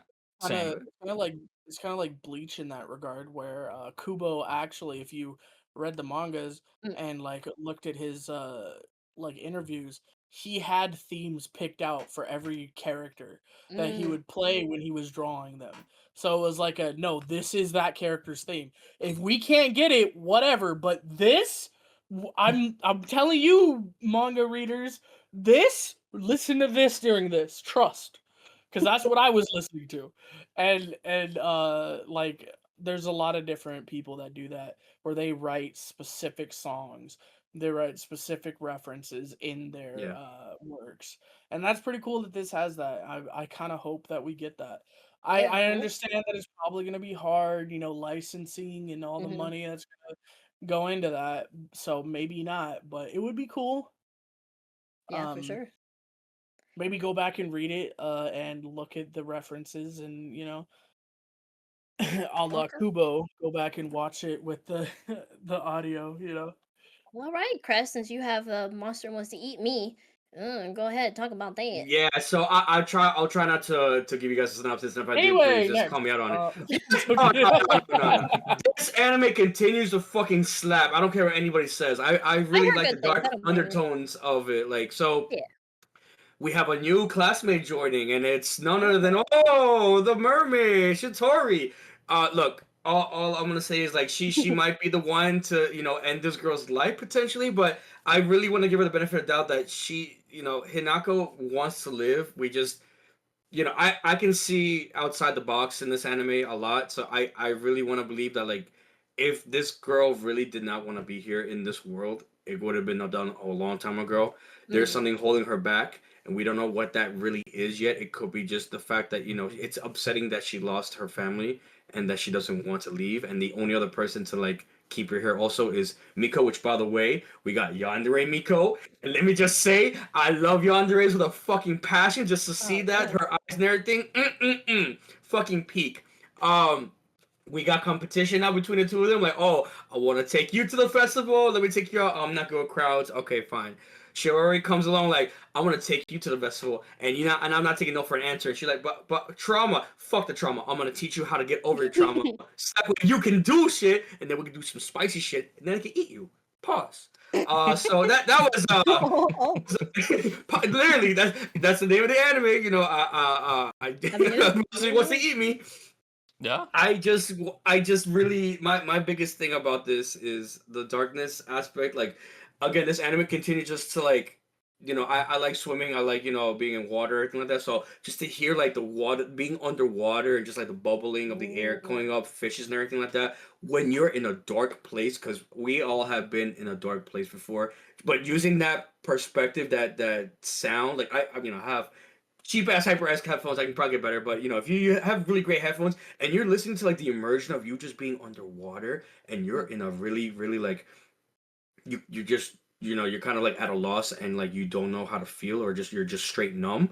That kind of hits you, and I really can both relate to that, and I like hearing and seeing the feeling of that. That makes sense. But there was just something about this anime that originally I just like the aesthetic and I also like the animation. It's been just continuing to cook for me in that aspect of it. I really genuinely want to know if this girl can get over her trauma. I want to believe so. You also have this enemy, the yokai, now trying to attack, and we're trying to figure out why it is that they want to attack, kill her, eat her, whatever. It might be because she's literally torn between living and dying, and that kind of like gives a nourishment for these spirits, yokai, whatever, to want to attack. I don't know, but That could be that's a nice mystery to it. I also personally just I want to know, like, again, because there was a trailer for it, that spicy scene in the bedroom. Like I don't know how we're gonna get to that point based on where we're at, because I can't see how you get from dark to then like let's go do some spicy etchy shit like at the very end of the anime. Like, I don't know. This is very intriguing for me. I like this kind of stuff. There's a mystery, but it's a good mystery in the sense that you're gonna know what like why this person acts and feel the way that they do. So this anime has been giving me a great time, and I do recommend it for people who just don't like who has been in a tough spot but has gone out of it. Like just seeing the perspective outside of it, how it is visually, you know, with water, because you really don't get a lot of anime that kind of like relates to that. You kind of just get like those like, oh, like, you know, I'm upset, depressed, this and that. It's not like Takumi where you're going dark, but at least like you'll know like, yeah, damn, like if I'm drowning, like, you know, Bookie with the hoodie, if you know, you know, like I'm drowning, yeah, then you know what's up, like that's dude, kind that of... song is how old? That song's probably like 10 years old at this point. I feel like that song came out like throwback. But yeah, this was a great episode 2 for me. Can't wait for episode 3 where they go to the festival. I better see some girls in yukatas, and I better see some more yokai. I'm pretty sure there's gonna be some shit going down. If not, the only other thing I could say is I feel bad for Miko. She, you know, this Hinako went behind her back going on this, you know, so quote unquote date with Shiori. So if she finds out, that's your best friend. That's the only thing holding you down in this earth. And then you're gonna go behind your back with another girl. This is gonna get very, very, very spicy with these two girls. I can't wait to see what's up. oh boy. Oh But my. anyway. But all right, Sanda. Sanda. I mean, this You episode. guys have been telling me a lot of great things about this. Like I want to know. No, this episode was pretty good. I feel like a lot of the kind of world building we had, you know, dropped on, you know, with this episode about like obviously the birth rate crisis, and then also how apparently in this society, like they pretty much just let the kids do whatever. Like they just turn a blind eye to, like, if they were just to murder someone like an adult or whatever, like they would just turn a blind eye to it, I guess, which is like very interesting. We also obviously had the we have, I mean, this kind of happened towards the end of the episode, but we have like a new kind of, because it has been a duo so far, but now we have someone else kind of getting into the mix with our duo. So yeah, that was to see kind of how he really didn't have a reason, right, for even you know, setting them up. He was just like, I want to see bastard. he was just like, I want to see you two smooch right now, like make out. I was like, what? Random. Yeah. And she's bro, I love how our girl, she was like, bro, just kiss me. Come on. He's like, no. Yeah, I she see was you as like, a that's child it? now. She was like, that's it? That's all? Like, come on, kiss me right now. It was fucked up. Kiss me in my hot mouth? Huh? Yeah, bro, she said, tongue me, brother. Please, come on. Just do it. He's like, no. Santa doesn't. No, he can't do that to kids, bro. No. It was just funny. I think, yeah, like you said, the role building, even the principal was, you know, finding out. Just seeing the principal too, with his hands being 92 Oh, years yeah, old. Because realistically, that's how old he is. But he's using all these like plastic surgeries to keep his face like so young. But also, he can't even express himself no more because of that. Yeah. But yeah, I don't know. It's the world building. Has Also been interesting. the mention of another thing to add to like the world building, kind of the whole basement thing apparently that they Yes. have, which, you know, For children. we know our girl is looking for her friend. Yeah, Is potentially this person in that basement where they were gonna take one of the, I forget what his name is, What's his name? I forgot. yeah, I forgot his name, but the Black new Bass. dude who joined the trio, who was now a part of the trio now. But yeah, that's another thing obviously that was pretty important that was dropped But in this. also too, the anti-Santa Claus people, right? Yeah, The principal called someone. the what was it, The Saint Nick something, Yeah. bro. It was, the Saint Nick. I don't even know. I forgot the name, but we were dying. the to hearing anti that. Saint Nick Oh, I forgot. group, But it was or funny. yeah, Bro, he had so unit. many images of Santa with like knives, like bro, I was like, Knives thank you through for the- telling me. knives to the picture on the wall and shit. I'm just like, oh, bro, are you serious? Yeah, I don't know, it was very interesting. I think too, we're finding out too that yes, after he's awakened his Santa powers, like he does feel like an adult, right? He sees people differently. When there's someone that believes in him, he will see them as children. Like even if he's back to his normal body, he doesn't feel attraction for them, right? Because beforehand he did feel attraction towards the girl, but after becoming Santa, he doesn't feel that way. Even Yeah, he he's like, saw I her, can't. like, with her. He was so against kissing her, right? Like that was like the thing, and- like that goes against everything I stand for as Santa Claus and whatever, right? right. Yeah. And just even like in the dorm room, right? The other friends or the roommates, they're like, dude, you didn't see her with her like streetwear? You Oh, didn't- yeah. no, she looks so good, or something like that. He's like, Yeah. oh, I forgot she was in that, huh? Interesting, yeah.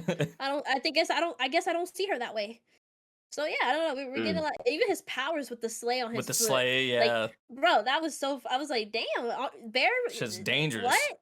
It is dangerous, Yeah. but I guess we will see even more of his powers awaken and how they're going to be used.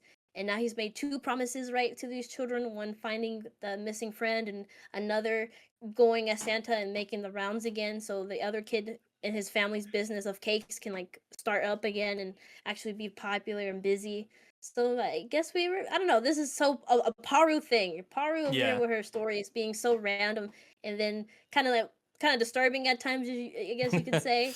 Oh man, Yeah, when we principal, saw the headmaster or bro, whatever is a little disturbing for sure. Yeah, yeah, when we and then saw that, we're especially like, talking about like, oh, oh. I'm gonna take you to the basement now. Like, okay, bro. I was like, all right, bro. Like, I who don't know. do you got? Like, how many? Who knows how many freaking kids are Not for down there real. or whatever the hell? Right?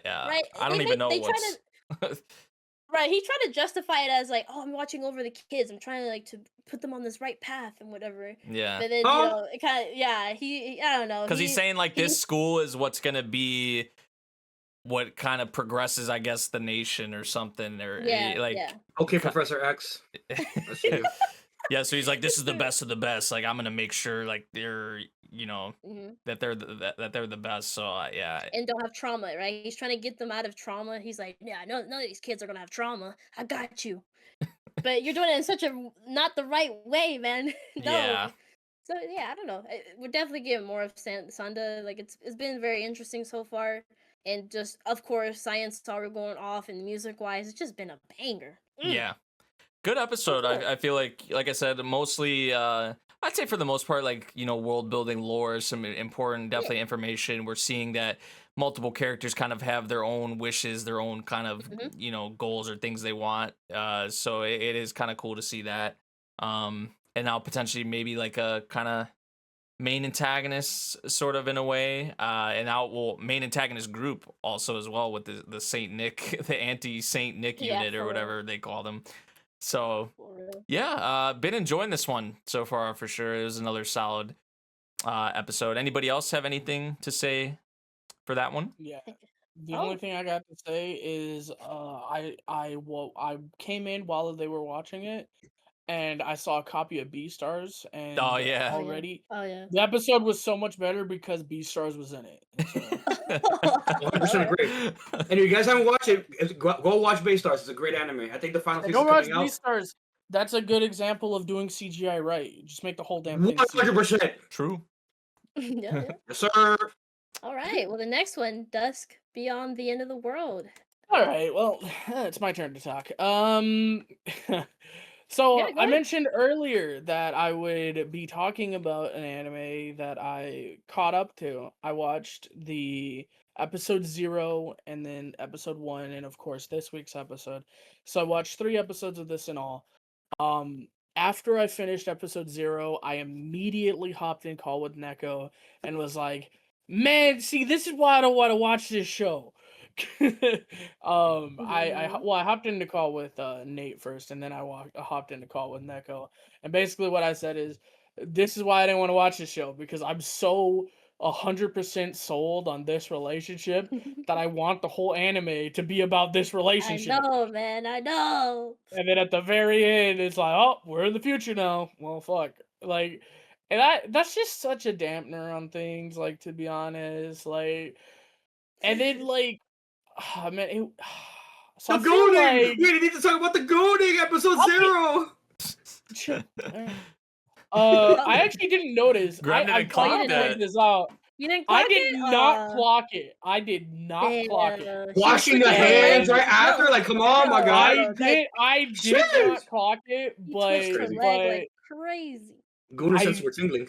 bro, I didn't clock it. Nate told me afterwards. He's like, "Did you clock it?" I was like, well, "What happened?" And he's like, "Bro, in that scene, this, and this." I went back and it's like, "Oh shit, no, that's straight up what she did." Yeah. Which is crazy. So, Amen. but no, I really like their whole relationship. I like the whole dynamic. And I'm a little bit sad, to be completely honest with you. I'm still a little bit down that we're probably not going to get her in this series. We're probably not going to get that. We might, because we don't know what's going on. The future's weird, and these androids that look exactly like her, Yeah. you know, The 3 of them bangs. that we've seen so far, they look exactly like bangs, yeah. her.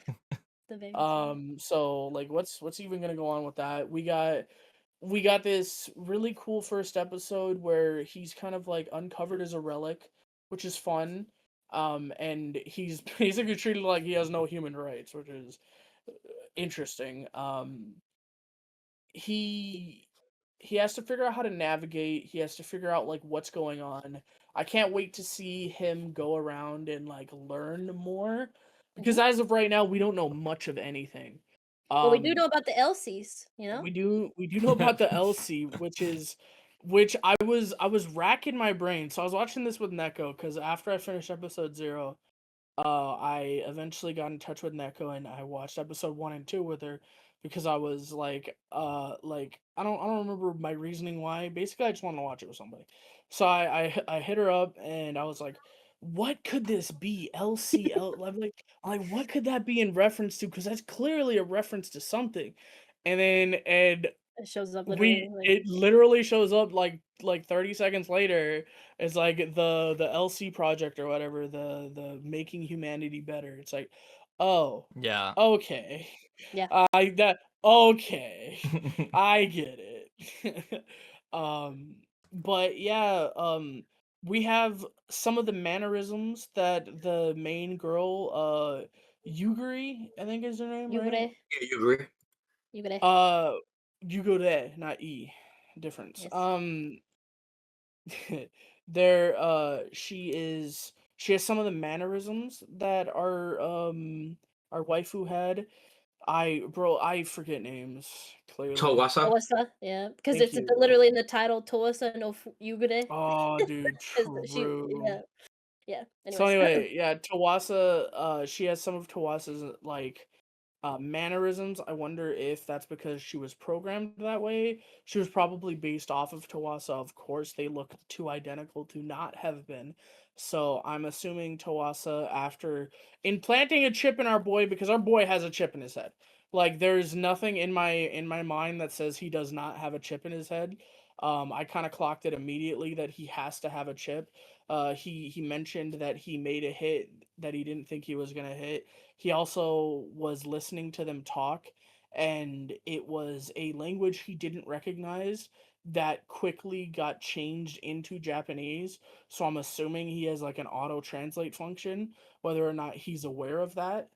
Yeah, anything could have happened to him for Anything could have yeah. happened. You could have the Yeah. chip inside of him, he doesn't even know about it. Yeah. Oh, I don't think he does. I'm pretty certain he has no idea. But he was there for at least 200 years because he has a message from Tawasa from 200 years ago. That basically says don't find him, and of course our boy goes, "Well, I'm going to go look for her," which Yeah. is kind of based. I don't blame him. I'm Honestly. finding wifey, bruh. Anyways. We was I gonna liked- go sports and everything. What's up? I liked For real. the interactions with Yugure, the way she hits him with that is classified info, that is premium content. You can Fuck get up. that but with a payment, and he goes, "Payment? Now you want me to pay you?" And she's like, "Don't worry. I accept payment in marriage." Like, okay, bitch. Yes, All right. It's sir. messed up, All bro. right. Like, goddamn, I gotta pay premium. I gotta pay If you the go premium. save this girl, I will you gotta marry me. Oh yeah, For real. and then That in too. episode 2, Ooh, girl, for the price of one. Ooh. and then yeah, in episode 2, the scene that Nate's talking about, where it kind of almost it feels like it disillusioned the main character to her. Like, of course, you're just an android. You always think in pros and cons. You always think with logic, which was something, to be fair, that was brought up by Tawasa's father, that said you think too much with logic, and sometimes it doesn't work like that. It's different with humans. So maybe that's some of Tawasa's personality shining through. Maybe this android isn't an android, maybe a cyborg. Maybe, just throwing out maybe an idea. Maybe she got her chip put in and it like downloaded her brain and now the chip's inside the android. Who knows? I don't know what's going on. I'm interested to see more. Nate, I know you caught up to the same 2 episodes I watched. You had previously already watched the prologue, so what do you think?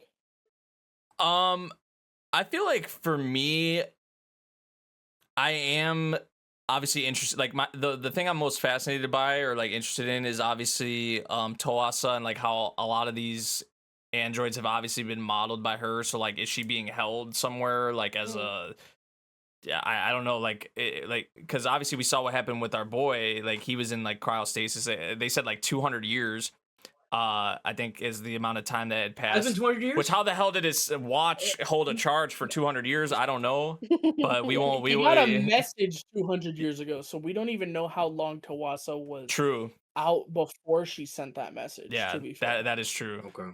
But we did finally get a mention of some kind of a time frame, right, to kind of work off of.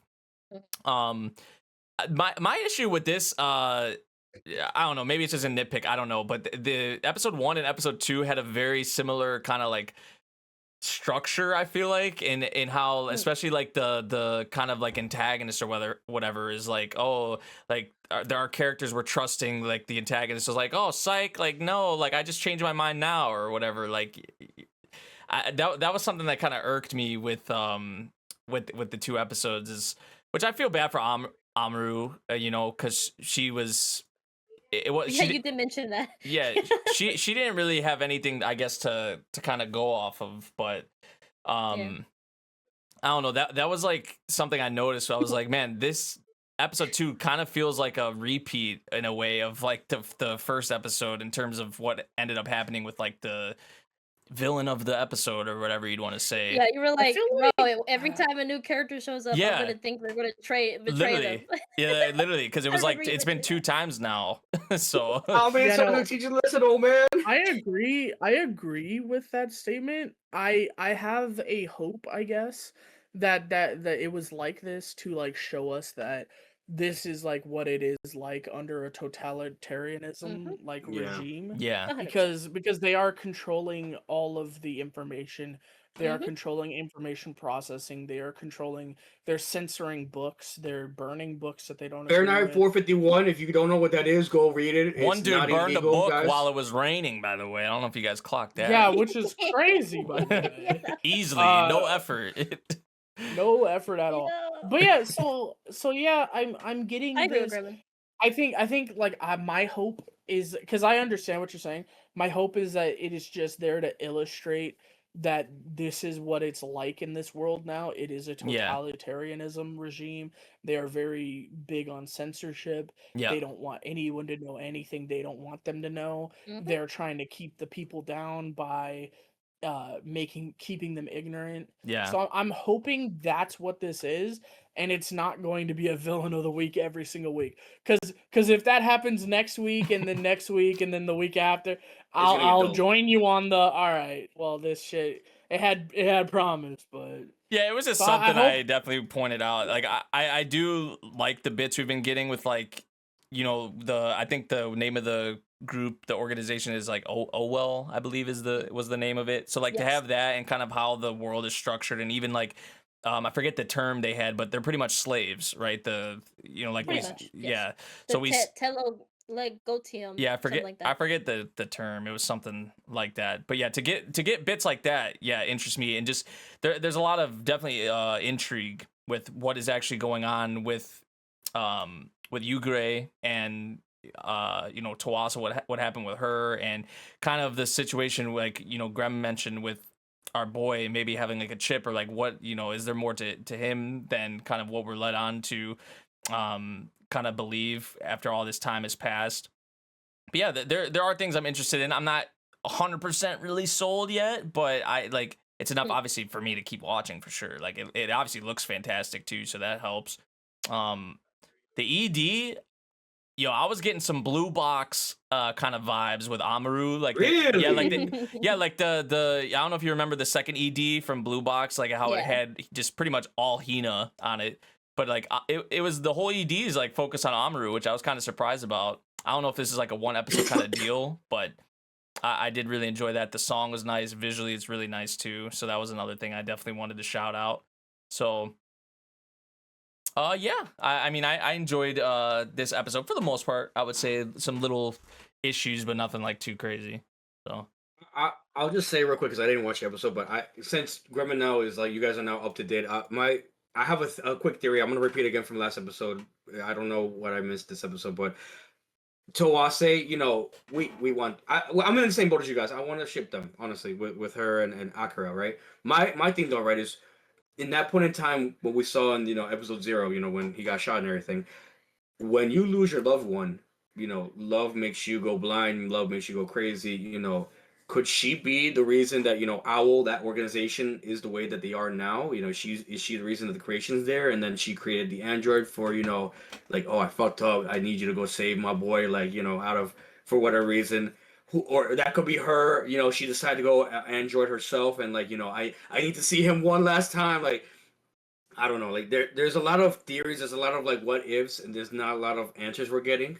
And I really hope that it does kind of go in that like plot twist kind of direction. I like seeing dystopian animes where they have a kind of plot twist, what kind of like that. I hate to see it to where like it's kind of like a you could see it a mile away kind of trope, and I really hope like you guys it doesn't end that way. I'm really banking on this being fucking like who the fuck couldn't see that? I really want a good plot twist on this anime. That's that more than anything. But I can't wait for next episode. Really. Yeah, I'm I guess, curious. That's the thing with like PA Works, like in their Yeah. originals. I feel like a lot of them Yeah. are like hit or miss. So For sure. it could go any direction. I feel like it could end up being a train wreck, or it could end up being something That really is good. true. So I guess my only thing is like the message. She says a lot of things she's like feeling regretful for, and she's made some sins, and that's what led to some like things that I guess we're probably seeing now. Like you said, maybe He you're right. married Maybe another man. That's the Yeah. sin. Oh no! I don't know, but I don't know if it was just did she sound older in that recording to you guys, or is that you think like her and her 18-year-old self, or is that like I didn't because really. Grim mentioned that too because he was I'm not sure. That's what I'm 'cause saying. I don't know. Grim, right? We were talking about Grim mentioned like I think she's probably like after years she probably got like older and all that. But in the recording she does I would think sound older, and that's what she's like. Don't go looking for me. And even he thinks about it. He's like, well, I think realistically she should have passed away, but I'm gonna still make it my mission to go look for her. Even Yeah. though she says don't look for me, it could be maybe interpret that if she is held up somewhere, or she's really just gone and she's just telling him like, hey, live your life, bro. Like I'm gone. I love you, and I'll always like appreciate you and all that. So yeah, I Yeah. guess we will have to see. That you mentioned that, but then I also think of kind of the thing I think we're pointing out in the ending. Like I mentioned the ending theme, but we saw Amaru. It looked like she was like grown up, like in like a modern time or something like I that. told like Grim that he didn't believe me. Yeah, It she was looks like she was definitely grown it's- up. Like it, Yes, it looked like a 100%. modern agree. time. But it was Yeah. but in like that's what I'm saying. I think they're pushing it like she's gonna be the future for them, right? Like they're like for our characters now, and that's like her in the future of this time, like right now. Like I thought that was more of like this is what this character would look like if she was in the modern time. So if she were in the past, like before Like in the episode world. 0, like you're saying, like Yeah. that, like that's how she would have. That's kind of how I Ah, thought of it. Okay. I thought that this is what she would look like if she were alive in that time period. I don't know. I took it as like future of where they are now. Yeah, that's what to I be took it honest. as. But Yeah. Okay. We will have to see. But all right. Now we're gonna head into our room. Oh no, GNOSIA. My bad. yeah, My you, bad. you don't people. want to skip I get that a little one. too excited. My bad. My bad. But anyways, Goodness. Among Us, Werewolf, Among and Us. Garfield. Among Us. Among Us. Among Us. So Alrighty. this first episode was funny. I was watching it. I was sitting down. 20 minutes before recording, I walked it. I came into the call.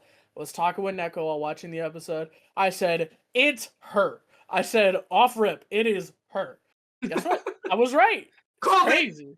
Called it. No, I said it's her. And then to be fair, when the first person got voted off and the first person got killed, I switched my answer and was wrong because I felt like it was with too your bait gut, to have man. her. Should have stuck with I your felt gut. it was too bait for it to be her. Go for the traps. Well, what's Yeah. what's the rule that if you have 3 options, you pick an option and then one option gets eliminated, you always switch because your chances are 66% instead of 33? Yes, sir. That's a thing. I don't know. Yeah, that's an actual thing. So I mean, I switched my answer at the last second. I got it fucking wrong. I mean, I was right initially. Apparently, Neko said I picked the second bait answer. But I mean, I was right at the end of the day, so I don't know. Yeah. Bro, the very first guess, I was like, what do we have nothing to really like go off of. I felt Also, you didn't guess? yeah, like I Oh, didn't even guess, bro. Like, bro, you should have. yeah, I was just Come like, bro, on, I was just like, loved- bro, there's no information, there's nothing to like to fucking go off of. Like, I'm just throwing like, But like during like not even the meeting beforehand, you could have like looked at, that's what I did. The way That's they're what I did. talking I mean, and I didn't, stuff like that, I didn't really like, I Fair don't know, enough, I didn't yeah. really like look into or feel like like- kind of judge like really. Yeah, fair enough. Because then in my head, I was like, what in some? Because I started thinking, what in some twisted way, like they were saying that, oh, you could be faking your amnesia and what, like, so they were bringing that up, but I was just like, Yes, what yeah. if like somehow like Yuri? dude is unknowingly like the GNOSIA or something. Like That's I started thinking shit like that. I thought True. Yuri was the way it's presented, I feel like Yuri is the one who will always be safe. Yeah. And this is kind of a little bit of metagaming, whatever. We were told that this is a game, and we were told that Yuri is the main character. So I'm assuming that it's never gonna be Yuri. Like, Yeah. like It would be a cool twist if he at some point ended up, but like that would True, be cool. true. That Yeah. would be cool. Like Yeah. imagine like we're thinking like, oh man, it's this character, and then at the time he's like, wait, it's me, and then we get to. I see didn't him want it to kill be someone. SQ though, because she's such a fucking baddie, bro. Bro, she does look. I'm not gonna lie. Them some angles, I was like, And then when she, like they revealed that, I was like that she was the GNOSIA or whatever, and then how she looked, I'm like, oh, like Yeah. But okay, to me it was just too obvious. That's why I told, because me and Well, Aaron no, were watching it, and I was telling him, bro, there's no way it's her because it's so obvious. He's like, I don't know, but he was like, I forgot who's the first one anyway, so he was thinking it was the Purple Hill like I did, because I was like, okay, she's the second one that's like kind of obvious for me. I don't Even know, though like Rosia to was me- like a bait, I would feel Setsu's a bait. what's his name, Ratio or Something like Yeah, that. that was bait. that was so bait. very Like he was the clearly one not where him. it was like even they all like voted out. Like that was was like like, the right, obvious kind of like it wasn't him. Like I was like, fuck, yeah. man. All right, To me, it felt like that person could never be it. 100%. And I thought when I was looking at it between the purple hair and the red hair girl, what's her name? What's her name? SQ. SQ. There you go. Yes. I called, like I said, I called SQ off rip. Me and Neko were talking about it afterwards, and like you guys said, that one guy, what's his name? Ratio. I felt like Ratio was the most bait. It could not be him. Yeah. So that was eliminated immediately. After that, it was like, well, I feel like, and you know what? I'm gonna be honest. I looked back, like when we used to play Among Us, and it felt like when Zypher would take over the lobby and just talk over everybody and fucking manhandle the lobby. I was like, nah, it's that motherfucker. And that's kind of what I said. That's why I said it's SQ. I said it's her. It has to be. It reminded me too much. And like I said, I switched my answer at the end. But I did at the ending. I actually kind of thought it wasn't SQ, and I was thinking it was gonna be Setsu. I was thinking it might be Setsu, because that's who I switched my answer to. I switched it to Setsu. And I switched it to Setsu because I felt that Setsu was too much like, she was too safe in my opinion, right? Like it felt like she was very clearly not it. And I felt like this is the type of anime that would go, no, that's exactly why she was it. I feel you. I Was get the it. one laying down, or I'm not they were laying down all of the stuff so that like the main character would trust them and not pick them. And that's kind of what I was thinking. And Neko called me stupid for even considering that. So I just thought from game logics, if the person is explaining to you the game, it wouldn't be them. You know, if I'm, I felt like it would have been peaked it for would've it been to have cool. been. I agree with you, but in game wise, it's just it wouldn't be it, bro. It just wouldn't. You know, they're laying down the rules for you, so you know it had to be someone else. Even I don't know. For me, it's just even her saying like, "No, I believe he's talking to like he's real about the amnesia," even though everyone was like, "Well, he could be faking it." But she's like, "No, I'm in the military. I know who's faking it, who's like not." When they're talking about amnesia, and she clearly was just like laying grounds for him for future moves. They, them, please. I'm sorry, genderless. Godly. But honestly, no. I think the MC too. Aaron because said me and something Aaron was about that. talking. Yeah, Blade said Yes, something. Yeah. because we were talking about this. Because even in the synopsis, it Blade. says she for Yuri, but he or something in the series. So I'm like, oh, The- what the fuck? So Oh, alright. basically, the way I understand it and the way I felt it was presented was that there are people who exhibit like genders. So the two girls with the titties, those are girls. And then the Setsu was called a girl in episode by somebody, and they said, "I'm not a woman," and like I felt like that was very clear. So it was like they. That is a they. Yeah. Yeah. So I don't know. I personally I feel gender politics needs to not be in my media, but you know, we're here. Fair enough.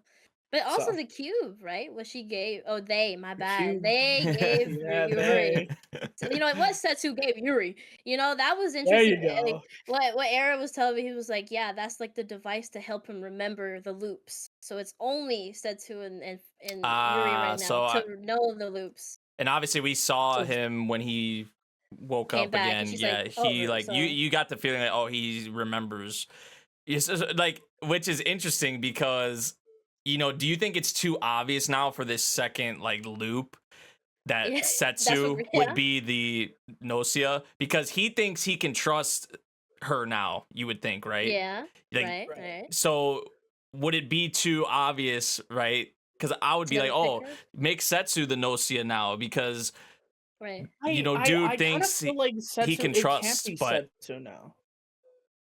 well, I I kinda just feel like think it can't I be wouldn't be Setsu. surprised if they tried to pull something like True. that, but then also it would be like too obvious because, you know, MC can trust Hmm. her now, or thinks he, you know, can trust. But Interesting. the Yeah. only I don't time know. no, Tell this for is the this next- it's gonna be a fun weekly kind of discussion, I feel like, with this one, and kind of where 100%. all of our kind of minds were at, or like who we thought it I kinda was and who feel- we thought it wasn't, right. and things like that. Yeah. I kind of want to, and we can talk about this later, but I kind of want us to all watch it together. That's Yeah, what that I would kinda make it We can fun. do that. That would make it fun for sure. I'd give it a Maybe, chance. maybe I even do don't it. know. Maybe even. Oh wait, it comes out today, so probably not. But like, you know, maybe we could like watch it together. Is all I'm saying, because this is a fun thing, and I think it's a lot of fun to like. Yeah. And it, Yeah, I for mean, sure. surprisly, like, It looks beautiful. I feel like it dude. looks The really nice too, angle? and even a lot of like the It camera does, bits, it like even when they were Mhm. like kind of flowing through the characters, like showing them off like Oh, one by yeah. one, like I thought that like a lot of the camera work was really nice in it too. Yeah, I was feels actually pretty like- impressed production Mhm. side. It feels like Cyberpunk to me. I haven't seen Cyberpunk Edge Runners, but it feels Oh, like okay. Cyberpunk to me, like the way the colors pop. Is that okay. just me because I haven't I seen think that's it, I think that's or- just you. I don't Because get it's that. more neon in the show of Cyberpunk. It's not like this kind of bright and like Okay. I don't know how to call this kind of color scheme, but yeah, no, it's more neon and all that. In Retro? Cyberpunk. Yeah, we're gonna sound like that. Okay. Yeah, All solid right. premiere for that Yeah. one.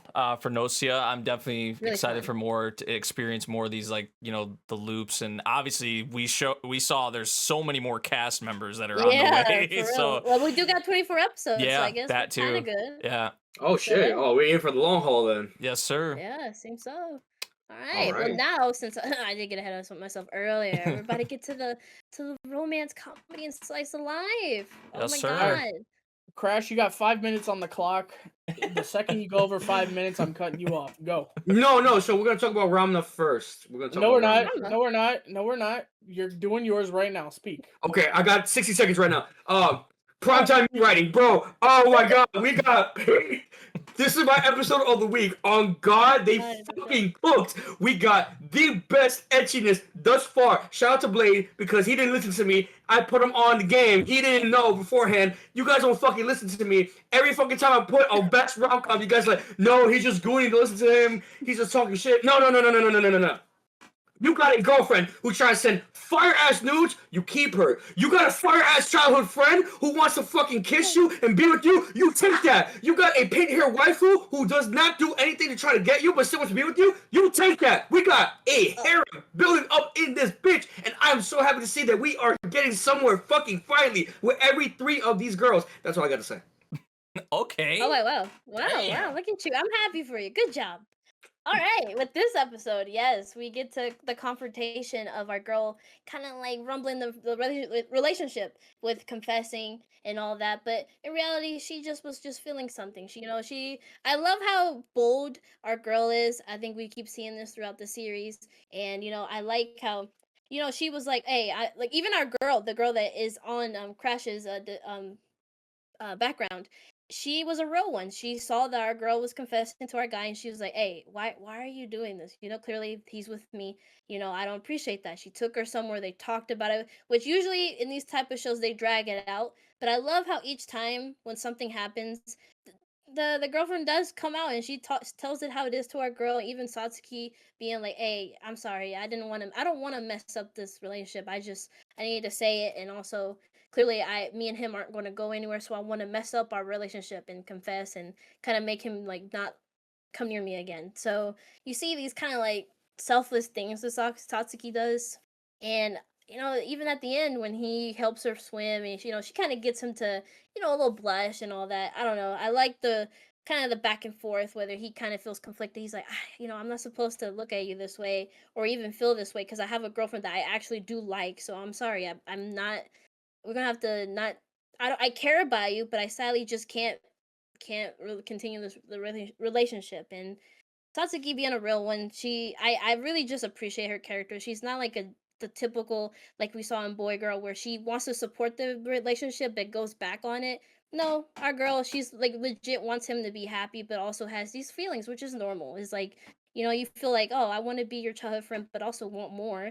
Now that I know that I do like you, but sadly, of course, you like someone, and I clearly can't give you the same happiness because my past and like what I see myself is not self-worthy for you. So I don't know. This is a good like starting point for that. And apparently now she's gonna distance herself with our boy, which is gonna be very conflicting for our guy. He's gonna, I don't know. Is he gonna actually accept that, or is he gonna actually think about her more and all that?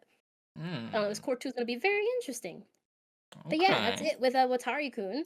I guess yeah, we can talk about Ranma real quick. Since we didn't talk about the comeback of last week, Ranma's back in full fashion with its whole, of course, hot and cold relationship between these two, but also these sweet moments, new characters, new curses about our shampoo. Now she's able to turn into a cat because she, of course, fell into the cursed drowning river, which I don't know. She shouldn't be blaming him. That's legit her fault.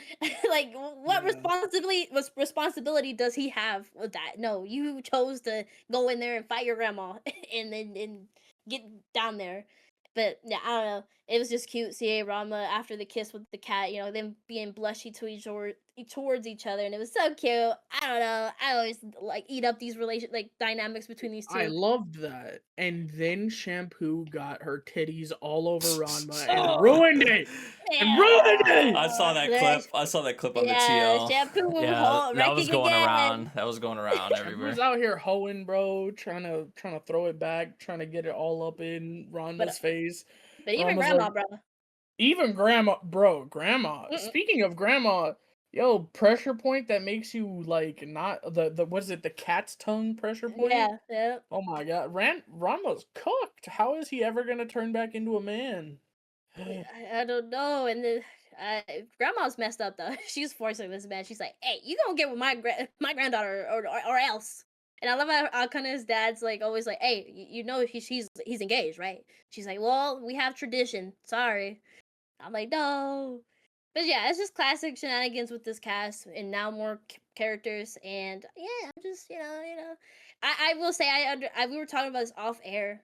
I think Nate was feeling the same way. He's like, I think everyone's feeling the same way. It's like, oh, it's just the same thing usually, and it's it's again some of the jokes hit or not, don't hit or not. But I will say this is still like kind of like the beginning of these two's relationship where it heads this way. I will say it gets better where it's less of this, and you got to actually see some like a little more development, which I'm excited to see since this is following the manga more closely and stuff like that, because the original had way more of this where you don't really see any of this progression. So I think a lot of the fans are really excited to see future arcs where you can see more of what you see in this episode, where they kind of have some progression and they actually kind of feel things, and they maybe will sometimes talk about it, which Rama tried, but of course Akane right now is feeling these things of like, wow, he could have done that with anyone, this piece of shit. So yeah, I don't know. I'm excited for these future episodes if we get to those points. I just want some progress, man. I think they're I get really it. cute together. I just want And it not to when stop bro's with a this fucking trope. cat kissing her. I'm like, yeah, we get it. They give us a kiss, and the dude's a Well, cat, bro. But it Well- resulted in progress between the two of them because they were both like clearly like feeling the after effects, right? They both feeling doki doki about it, so they both know that they have feelings. Like the feelings are present and they're both aware of them now. And I Yeah. think that was the progress we got. And I just wish that. And I get it. This is like a older manga, so I get we're gonna reset to 0 every single fucking time. But I would rather we didn't, Nate. you know. That was great. Yeah, I know. I get it. I get it.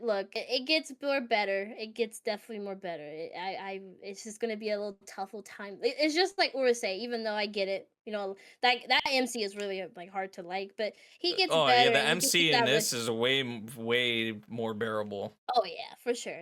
Bro, they toned it down in the remake for sure. So don't, yeah, he's definitely more easier to kind of, I guess, like in the remake than in the original. Because in the original, he's really, really bad. Or in the Urusei MC, I'm talking about. Mm-hmm. But yeah, for sure.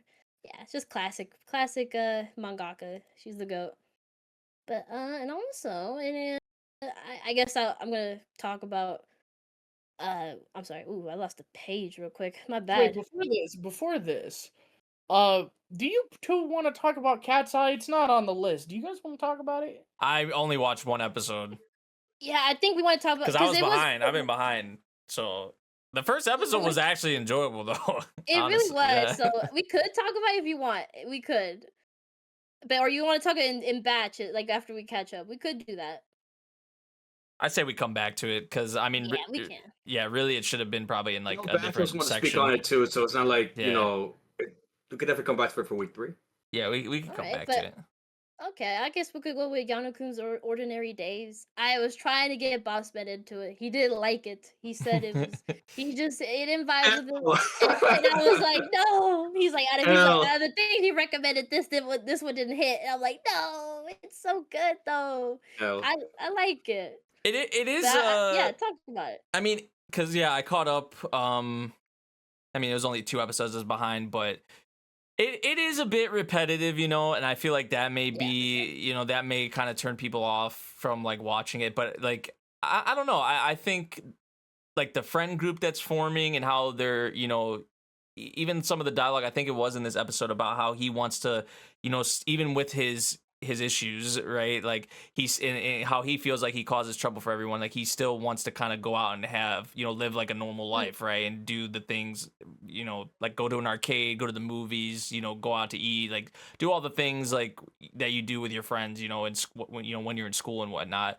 Obviously the our girl's down bad for him, of course. I mean, we know that. Horrendous. But even you can tell with him, right? I feel like he's not obviously the way kind of he handles his emotions. I feel like he doesn't obviously like show it, or you can't really. It may be hard to get like a read on him, compared to our girl, obviously. But I think over time we'll see that kind of like develop. I hope from his like perspective, or like maybe a point where it will click, maybe, essentially. But I don't know. I like the 2 mains. I do like the friend group that's kind of forming. If I had a complaint or issue, I guess it would be like the repetitive nature of, his clumsiness and all that, right?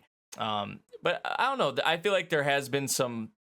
I point out in episode 2 the drawings they made of each other. That was like I got a huge kick out of that because of how he drew her. Oh god. Or wait, was it how she drew him? Him. It was remember his was like so. Yeah, his was bad. amazing. His was was amazing so of her, good, and then yeah. hers was the funny one. Yeah. Yes. Like he looked like Kim Jong-un or something.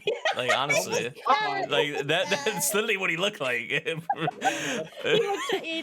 Bro, I don't know. He looks so What in different. the hell? Bro, he drew her so beautifully. He's even like, "Oh wow, you drew me so well." I'm like, "Bro, don't lie to her, bro." The way he drew her, the way he drew her reminded me of like the character designs of like Sunny Boy like the like Yeah, how the yeah. characters are drawn. I like that character designer. So like that was like actually kind of cool. But yeah, it's nice. It's nothing like too crazy. I think even after I finished it, I was like, you know, it's solid, right? But nothing I'm going like crazy over yet. I think it would be awesome to see some development between the two of them in the future, but I don't know if it's gonna. It feels like it's gonna be a thing that takes time, you know, especially more so from his perspective. I feel like, but she really like I do like her character a lot because she really just wants to like support him, be there for him. Like she's already, it feels like a ride or die, you know, even going out of the way to like make him food and take care of all of his injuries and whatnot. She's like, you can come to me from now on. So there are bits I do like about the series so far. But no fucking like all that, but there's nothing like, come on, my guy. Damn. I mean, I don't think this series is gonna like. It is a seinen, but It is a seinen, but I don't know. I don't think we're gonna get to that point, bro. I don't. Damn it. so loud. Bueno. Oh my thank God. Anyways. Anybody else for Yano-kun or Neko? I don't know if you wanted to add anything else. Because I know I kind of. I guess too. I guess in the perspective of like how he feels, I think he does feel something. He just doesn't know, right? Because when she mentioned the lunchbox, she's like, "Oh, I made you something." You see the tear of the bandage, and he was like blushing. He was like, "Wait, you're gonna make it?" I don't know. I think few pieces like that, he clearly kind of feels something or appreciates her. I guess even with him like talking about like the drawing, he's like, "Well, I just drew what I saw."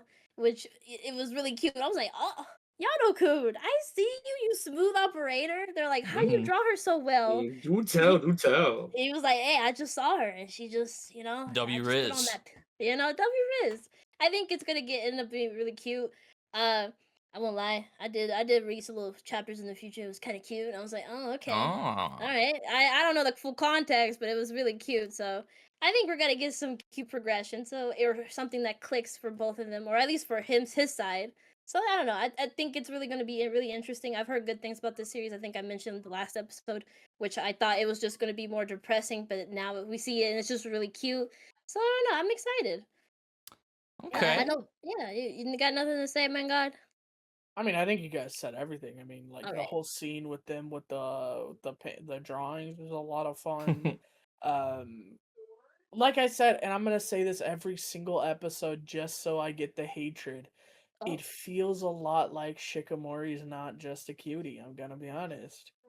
I get the bad luck aspect, bro. I do, because it's definitely Hey. not just clumsy. He has bad luck. There's something going there. When there's a day where he's not hurt, he gets even more hurt the next day. The next I day. don't know. It definitely is there, but she, it's a little more different, right? It's not as like It's a they're little bit dating different, and she's for sure. dominating him or anything. Which that was a key moment that I think a lot of people didn't like, but it's cute. But I get it. But okay. I like it.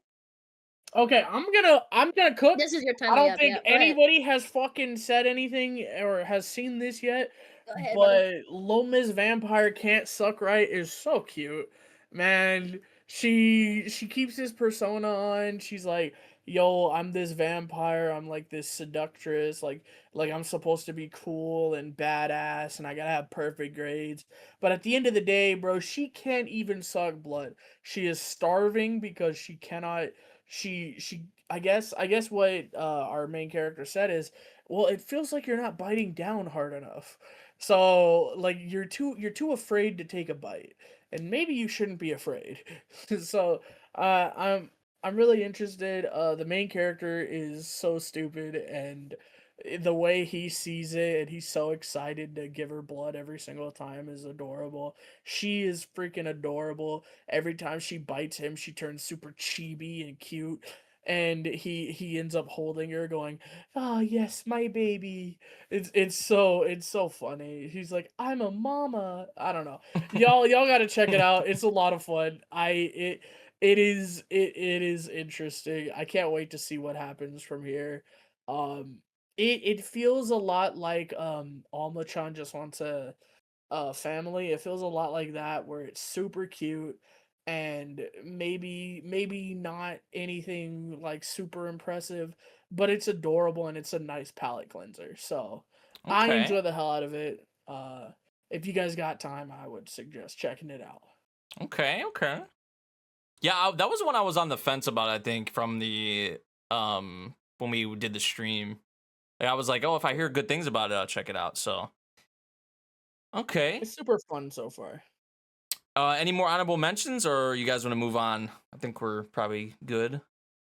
Actually, I think I just mentioned an honorable mention that's not on this list. Yeah, you Yo, did. Alma, cute yeah. Alma-chan, bro. She got a little brother. It's the Roomba. She's like, my big brother Roomba. So funny, and she starts playing with it. Alma meets our main dude, meets her little sister. They get introduced, and it's a lot of fun. I think, like I said, the same thing with the Little Miss Vampire thing. It's super adorable. It's super cute. It's a nice palate cleanser. I'm gonna be honest, last season I was struggling to watch a couple of things. Like it felt like a slog. This season in all feels like a palate cleanser, and we got a couple of them. Like I said, with Little Miss Vampire, and of course the Alma-chan. They feel a lot like palate cleansers. Do you got anything to say about Alma-chan, Neko?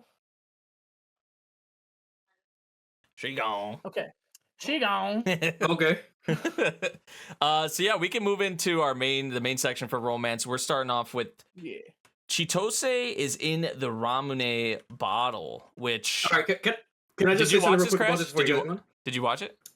I'm not gonna watch it until Hot or Flop, and here's my reason why. Right? So Okay. you guys already told me in advance about this, right? How the first part is kind of very slow, boring. It's the same thing in the manga or the light novel, whatever. The right? first volume apparently of the light novel Yeah. is the weakest content. People were saying. Even knowing that, anyways, this to me, just from the glance of the trailer, looks like it's gonna be a build-up kind of anime. So I personally right now don't wanna. I pretty much kind of see this as kind of like I could binge this like really fast. I'll keep me so invested. I want to give a couple episodes because I feel like if I just go into it now and I just don't like it, I'm gonna be a little biased and give it a less of a score, knowing it's gonna get better down the road. I feel like I want to let it cook a little bit, maybe get to level five. Episode 5 or 6, excuse me. And then once we actually see like some progression, then I'm gonna start just binging into it immediately because I just feel like right now it's not like I don't have much anime to watch anyway for the season, but I know these kind of animes, they want to build it up, and just at the moment, I just don't really have the patience to like really go through it. Even though I'm watching a lot of other romance and rom-coms or whatever, but I know it's gonna do well for itself. But I just don't want to go into it immediately. So probably by like week 6, I'm definitely gonna start watching it. But if you guys are enjoying it, let me know. Like, what do you guys think about it so far? I feel like the first episode there were parts of it I did really enjoy. I feel like the MC first off feels pretty refreshing, especially for like a harem kind of series, because yeah, dude definitely has a freaking harem 100%. I do like how they kind of like, I mean, not maybe fully, but I feel like for the most part they did like introduce kind of each girl, and kind of like they each differ in their own way, kind of have a different sort of vibe or connection with main dude. Feel different kinds of levels maybe of comfort with him and whatnot. The first bit of the episode, because yeah, this was at first they were like, oh, it's a double premiere, it's an hour episode, which when they say that, people instantly think like, oh, it's going to be an hour long episode. No, it's just the fact that it aired in a 1 hour time slot in Japan is why it gets kind of like dubbed that. So people sometimes get like a wrong impression, because yeah, this was like a 35-minute episode maybe or something like that around that time, because the last like 10-15 minutes was the seiyus talking. So it wasn't even really content from the episode. I didn't watch that bit honestly. So people I did see were upset about that, like, oh, we got baited, like they said it was going to be an hour. It was just like, no, that was just the block that it aired in. It was like an hour. It got like longer runtime or whatever. So yeah, the first bit of the episode really was a lot of like kind of monologue from the main character. It felt very like Origairu-esque kind of with Hiki. I'm not comparing this guy to Hiki by any means, or putting him on that level, but like the dialogue and kind of how it was set up did remind me a lot of that. You better chill with that. Bash is probably gonna say some crazy shit about that. He's like, No, I "Not love my origami. anime, I love origami. So like, I'm not even. It just gave that vibe, right? Kind of the MC and his monologue. Then you get like introduced, obviously, to a lot of the characters, and yeah, I feel like the way it was set up, I'm very curious on a lot of these characters, how I'm gonna feel about them, and which one's gonna be the one. I'd say there's kind of like, even from this first episode, I do like I think her name was Asuka, I believe. I was kind of feeling her, honestly, from this first episode, but I'm kind of curious how it's gonna progress as it goes along, like which one I'm gonna be rooting for, which is like that's gonna be a thing. I feel like everyone with this is like, who's their kind of favorite girl. But outside of that, I mean, because a lot of the first half-ish of the episode was like character introductions and kind of seeing their different interactions with main dude, and kind of how their relationship is and how it kind of differs from one another. The second half of the episode was where it kind of like, because you had like this kid from the school who I guess hasn't been coming to school, and he's like a shut-in, and they're pretty much trying to get him out of his room, right? And dude was like bringing. I've seen that scene in the on Twitter where like he breaks into the fucking window or something like that. Which is, for a lot of people, they saw that scene and they're like, man, this MC just gained a lot of points. I did, that's why I said like this MC does feel a bit refreshing in a way, just because of like, he's the popular guy. I feel like, first off, you don't really see that happen a lot. Like usually it's like the loser, like he doesn't talk to anybody or talk to any girls, and then the hottest girl at school is with him and whatnot. They end up together. So the fact that this guy's popular, and it is kind of dealing with different like cliques inside of the school and how others kind of see him and whatnot. I feel like there are some interesting things that this series may go into, but yeah, like the second half of the episode was like them focusing on trying to get the dude out of his room, and whatnot. Which, I mean, some of the dialogue, like, it's pretty unhinged, honestly. Just some of the shit like the characters be saying in here, because like the shut-in dude was like calling dude like a man whore, and like he said other things too. But yeah, he like, even the other characters, not just him, but. Yeah, they do not really hold back when it comes to like some of the dialogue and the things that the characters be saying in here. Yeah. Shout out also to that scene. If I personally love the anime, but if you guys like Easter eggs, if you saw in that scene, you saw Anna from Making Too Many Losing Hearings in the bookshelf. Yeah. So shout out to that. That's a nice shout out to have. Yeah, you would love to see it. We'd love to see it. Yeah. So. There are some things I'm definitely interested in, probably more on like the character kind of side of things. It looks really good. I believe it's studio feel. I feel like direction wise and just production. Just had it. Production wise, it looks. You're right. Yeah, studio feel.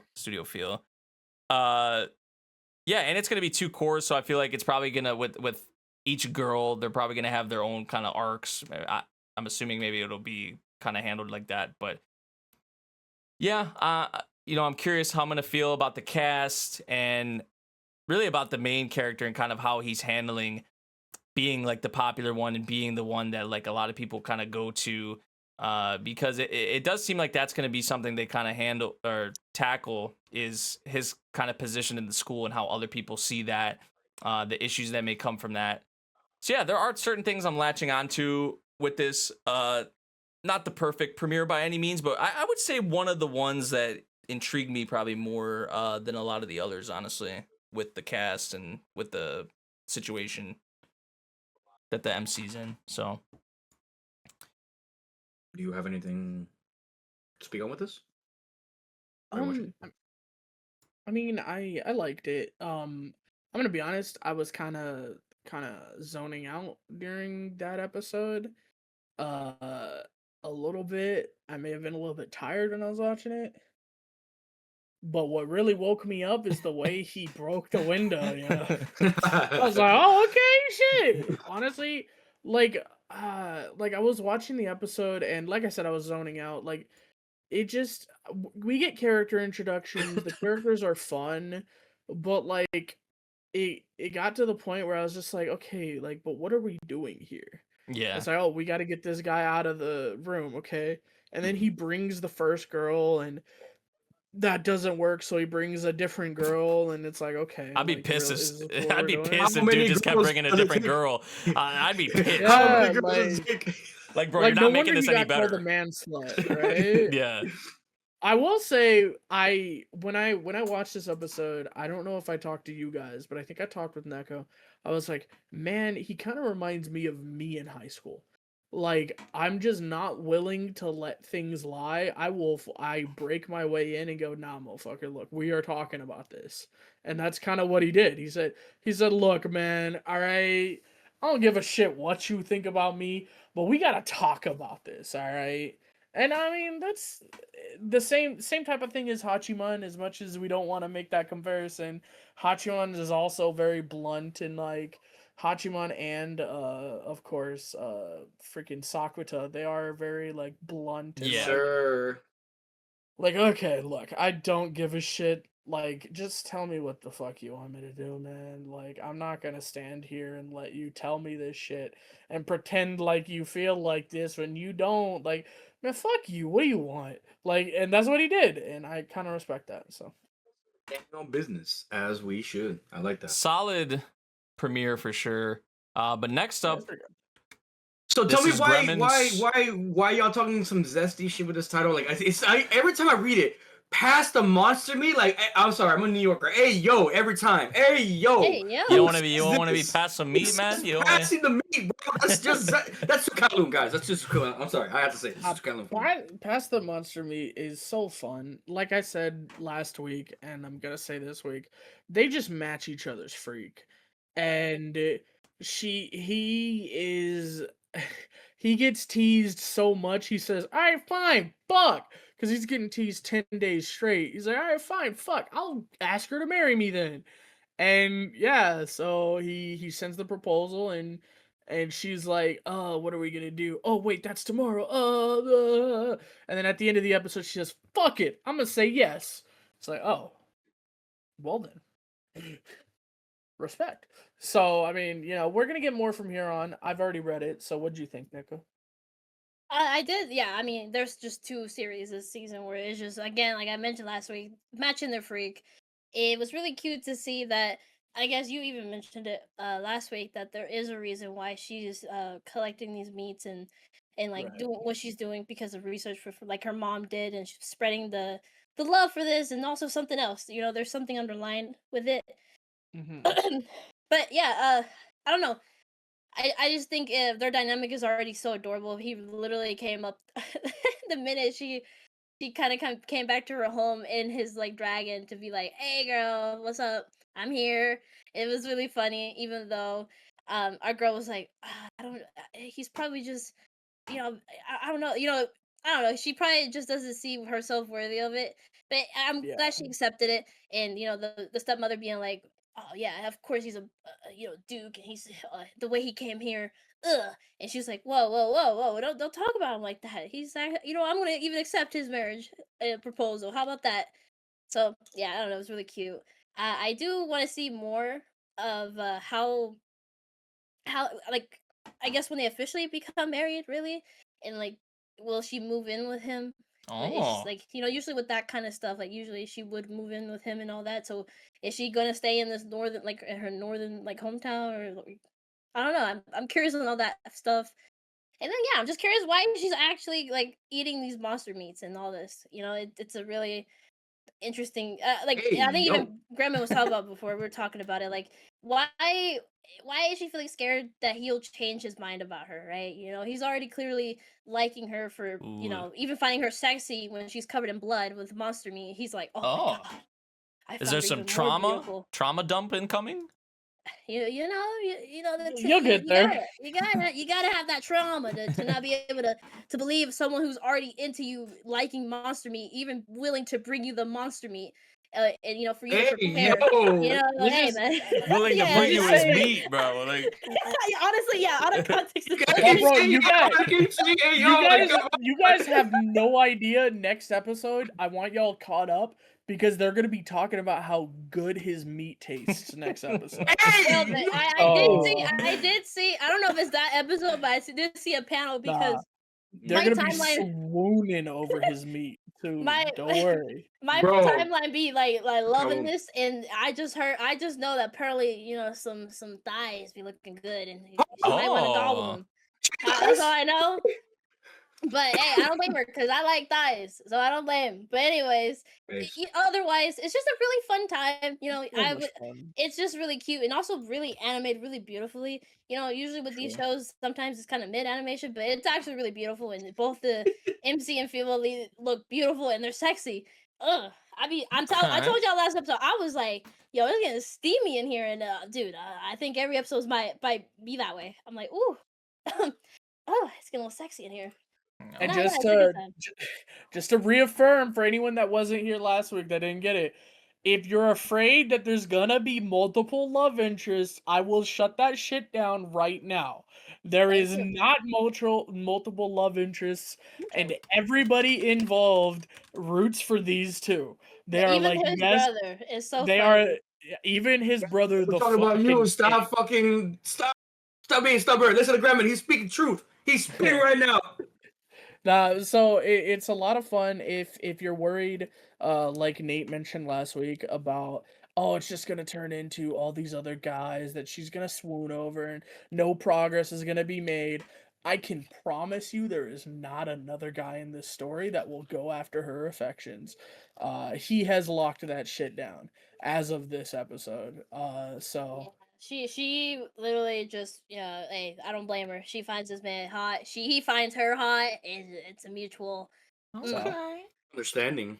Yeah. You guys mentioned trauma. I will say they match their freak. They also match their trauma. They just got different Aw. flavors. So you'll Ah. unpack that later. So yeah. Mm. I'm gonna put this up there. I'm gonna say, hey guys, if you aren't checking it out, maybe give it a look. It's a lot of fun. It's very All really right. good. Alrighty, here we go. Alright, go on, Crash. Alright. My awkward Nice. senpai. All right, Crash. 5 minutes, Crash. The great debate comes back once more with the Hispanic Assassin and Neko-chan. All right, ladies first. So, tell me why I shouldn't curse you out right now for this dog water of a fucking episode. Oh, the episode was good. What do you mean? It was It was good. Can I get the floor then, or do you, would you like to cook? That was the point. I gave you 5 Oh, minutes. you said have ladies first, and then you said, I said ladies first. I want to give her a chance. No, and then you said, "Can I have the floor?" No, all right, let me make sure. All right, bet. All right, go ahead, bro. 420. This is not like it's. I have a crush at work. It is not like that at all. So No. the expectation of like a office romance cannot get better than I have a crush at work right now. That will be right now the most peak romance at all That's time. valid. So the thing with this, and it's the biggest thing, it says it in the fucking title, awkward. You have an adult who is introverted, who does not really talk to a lot of people. It's understandable, it's relatable, I get that. Cool. But when it comes to like high school stuff, it's more relatable, it's more fun, and you can get used to it. One, because it's an easier trope, and two, like you can get away with it because they're not, they're still at an adolescent stage. They're not like all grown and all that. When you're an adult, bro, I expect you to be spicy. I expect you to be a little more like standing on business type shit. Like, I kind of understand the trope with, yeah, she's gonna have to learn to like get, stronger with her emotions and be better as a mentor to, to try to raise this guy up that she may or may not like. And I just don't really give a fuck. And that's the honest truth. Like, cool. My biggest thing past that is the animation itself. Like, I love Square Enix. I really love them. And I'm not here to talk shit about them by no means. Because if I do, my boss is not going to be my bonus. So I'm not going to talk shit about them. But I can't deny that the quality of animation on this freaking anime has been the most atrocious this season thus far. And no one can talk shit to me about that because time after time, I keep finding clips, even on Discord too. Like, I don't know if it's with you guys specifically, but I know some people I've said it, like, even with Neko too. I'm sure, like, I've stopped like a moment and I'm like, you're telling me this is fucking peak than anything else is coming out right now this season? You That's guys are a crazy with that. faraway frame, brother. Even other series have it like that. What are you talking about? Give me an example. Bro, Brother, every I anime ever. Literally, No, bro. Yes. every it's anime- so- You gotta lie to me. Bro, every anime ever will always have those derpy looking shots from far away, bro.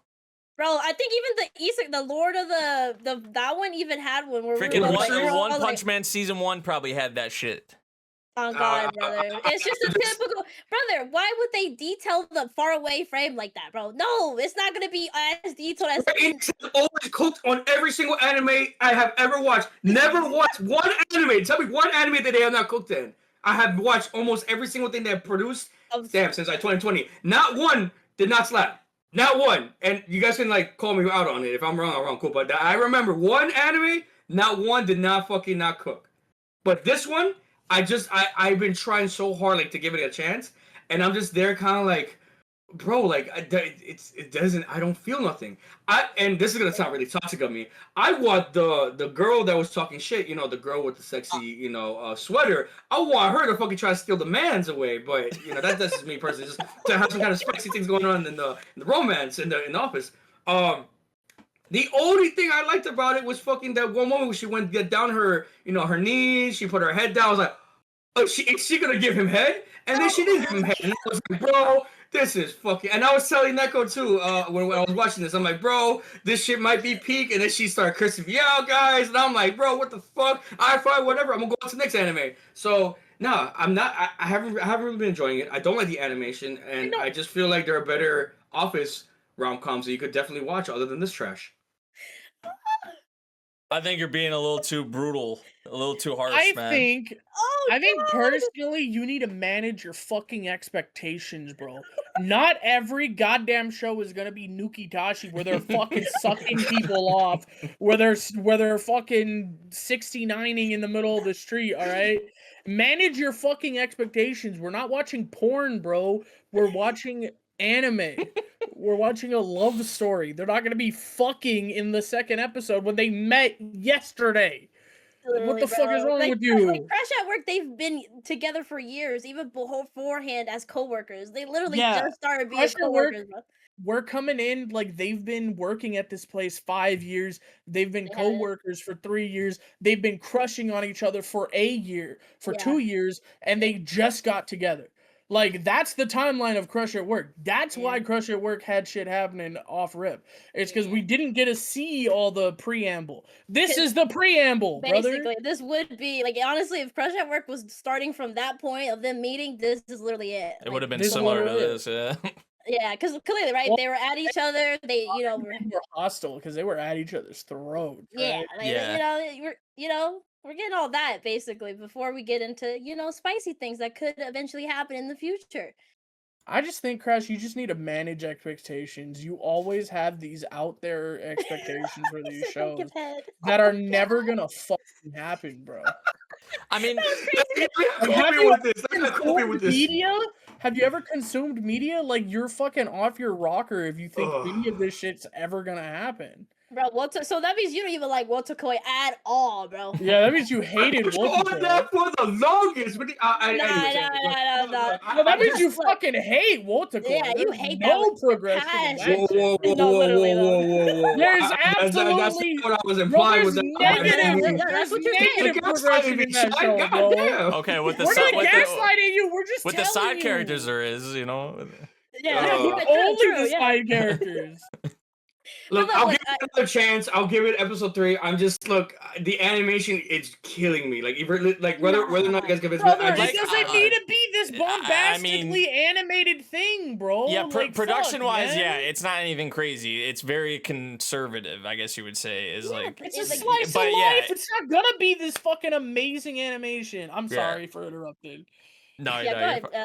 No, I mean, the thing for me with this episode that I liked a lot from it was seeing we have been seeing it, but I feel like especially in this episode, how determined I think it's so adorable to see how determined she is to make sure she's the best senpai possible. So just a lot of her actions throughout the episode. Also finding out that she's a gamer too, I thought was pretty cool to see. Yeah, so I did like that. I feel like she she gets some points for that. Our dude also, he pulled his first all-nighter, which is a common thing in Japan, sadly. Yeah, a lot of them be pulling all-nighters and whatnot. But yeah, just our girl, even though she's you know, they're grown. Like she does have some very like childish kind of tendencies. I feel like, you know, I think the one bit she was like kind of like sneaking around, kind of like spying on him and whatnot. It's cute. Like I find her like so far pretty adorable. Like probably one of the, just in terms of new series and you know, the like girls, I feel like she is one that kind of stands out to me so far. Yeah, I don't know. I find it really like it's nice to see just how hard like she, you know, goes about this. So I find like, yeah, some may find it silly or whatever, but I think it's kind of like inspiring, like that she's going like to those lengths, even though she's not perfect, obviously. Like she goes to those lengths to make sure like she's the best you know, example for our boy. So that was probably what I liked most about it, right? It was cute. Yeah, exactly. Yeah, that was also that was in this episode as well, right? I think they showed. So yeah, I enjoyed this episode. Yeah, like this series so far, it's nothing crazy, but I've you know, I can honestly say I've enjoyed both the episodes we've had so far. So I think it would be nice. I don't. It doesn't feel like it's gonna happen anytime soon, but to see some like progression. This is also another one, just like what was the one earlier that we were talking about? Yeah, Yano-kun. Nope. This is also a seinen series as well. So that's definitely something to note. So yeah, anybody else have anything they want to add for that one? I keep watching this. It's because I just want to see how many times she says mentor. I'm pretty sure I'm gonna put a goal 217 times. But hey, let's find out. Let me know in the comments below, chat, how many times she's gonna say mentor in this anime. 'Cause I'm down to I think 37. Oh shit. I guess, I mean, this is one of the ones where I went to straight reading it after episode 1, and I don't know, for me the animation's actually doing it really well justice. Like the manga art is beautiful, but also the I don't know, the way they've done her eyes, which is are really a big component in the manga, because funny enough, in the manga only their hair, like the highlights and the eyes are colored throughout the whole thing. So everything else is black and white except their eyes and I think their hair highlights. So it's really cute to see it in animation form where it's the whole thing. You see very detailed their eyes, or her eyes basically, and everything else is just, I don't know. That's why I don't really have gripes with the animation, even though yeah, it's not the craziest thing ever. It's just really well done, even for being a simple thing. Because a lot of these shows do get kind of like, you know, not as well budgeted, but this one seems like to have a decent amount. And just in general, like you said, like her working hard because of our last senpai that, you know, carried her through like this whole thing, and it was really really sweet to see that he wants to do that for someone else too. But even though he's really perfect at a lot of the things he does, like sometimes yeah, he will rely on her, but sadly he's way ahead of the game. Right, with the drink, where she took him out for lunch because he couldn't, like he's been like cutting himself because he was buying like model kits, which Crash was on him about. I was like, bro, dude, you don't have that thing where we probably buy too much merch or manga and we gotta cut back. I know I do. Y'all know my gambling addiction. Neko comes to us every fucking week going, man, my bank account's in the negative. I bought like 7 of these mystery box packs. I'm trying to get the gacha pools, guys. Oh no. So I felt the struggle, and even her being a gamer, because I'm not a gamer, but I do have like other tendencies. So I get, the lean gamer, she was doing like the lean with the, I was like, lean. Yeah, I was like, I've been there before, bro. It's just relatable. Mario Kart. Yeah. Or like even when you're playing Call of Duty, like there's like certain like you're like ducking behind. Yeah, you're walls. like you're going like this, like a nade gets thrown at you, and you're like you just instinctively like do that shit sometimes. Like it's kind of dodge out the way. Yeah. You know. So those little things were really cute. I think if we keep seeing more of that stuff, that would be so fun. Because yeah, her being a gamer surprised me. I was like, wait, oh wow. Yeah. For her being as like strict, quote unquote, introvert is going to be one or two people. They like to read, they like to game, or they like to do something else. I don't know. Yeah, I thought reading, but yeah, gaming. I didn't think so. That was cool. And yeah, him being a model kit lover, he loves model kits. I was like, bro, I feel that. W. I feel that, bro. We all got our addictions that we gotta. Even as adults, like she said, like you can be a child or adult. We all have things we love that we can't help it. You know, there shouldn't be anything that should be judged about that. So I don't know. I think this is going to be really cute, and if it progresses, I think it'll get to the points where it'll be like, oh wow, okay, this is where we're going to head, and I don't know. It's really cute. So like, just give it a little. You know, it's a seinen, and you know, it'll get there, bro. It'll get there. It's cute. All right, I'll give it another chance, but I'm not happy about it. Fair. All right. All right, we're gonna move on to our last section now. Is the Isekai fantasy section. Honorable mentions. Do we have any? Can You guys Can want I to? start This this is one all you off? guys, by the way, because I'm not watching a single fucking isekai this don't season. I'm so worry. happy about it. Well, You I sound want to so start off happy with. about I want to start off with one that Sorry, Vash. this was my most anticipated isekai of the season. For me, was my status as an assassin obviously exceeds the hero. Episode 1 was awesome. Wait, you know, whoa. Assassin, huh? What? Huh? Yeah, he's he got Yeah. the assassin's trait, so that was really cool. What? Basically, Bro? What the well, fuck? Vash did tell you. He like I was I he didn't. didn't come. So, anyways, yeah, this basically started off like how Ari Ferretta started out, right? Yeah, The that's whole what people have been classmates saying. Yeah. yeah, right. The whole classmates got summoned, and the king's like, oh, y'all got to defeat this demon. You got to help us out. But I like I really liked when they all got summoned. That he just was like, hold up, my trait's a little a little too over the hero. So Oh, his I'm stats gonna were conceal freaking myself. His stats were Yeah, insane.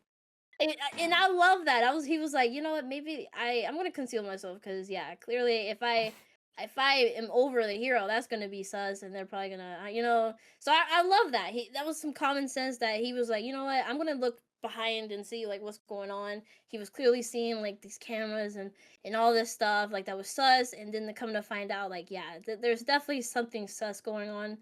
And I don't know, I really appreciate that. Like he enjoys isekai stories. You can clearly tell from the classroom when he was reading it that he's also enjoying himself while being here in this world, but also being very cautious.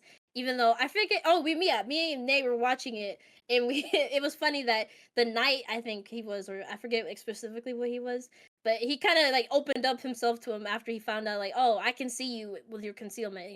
My Yeah. eyes are really special. And we were talking. Nate was like talking about. He's like, wow, after being so cautious of everything, this is the one The guy one you dude- quickly just Yeah.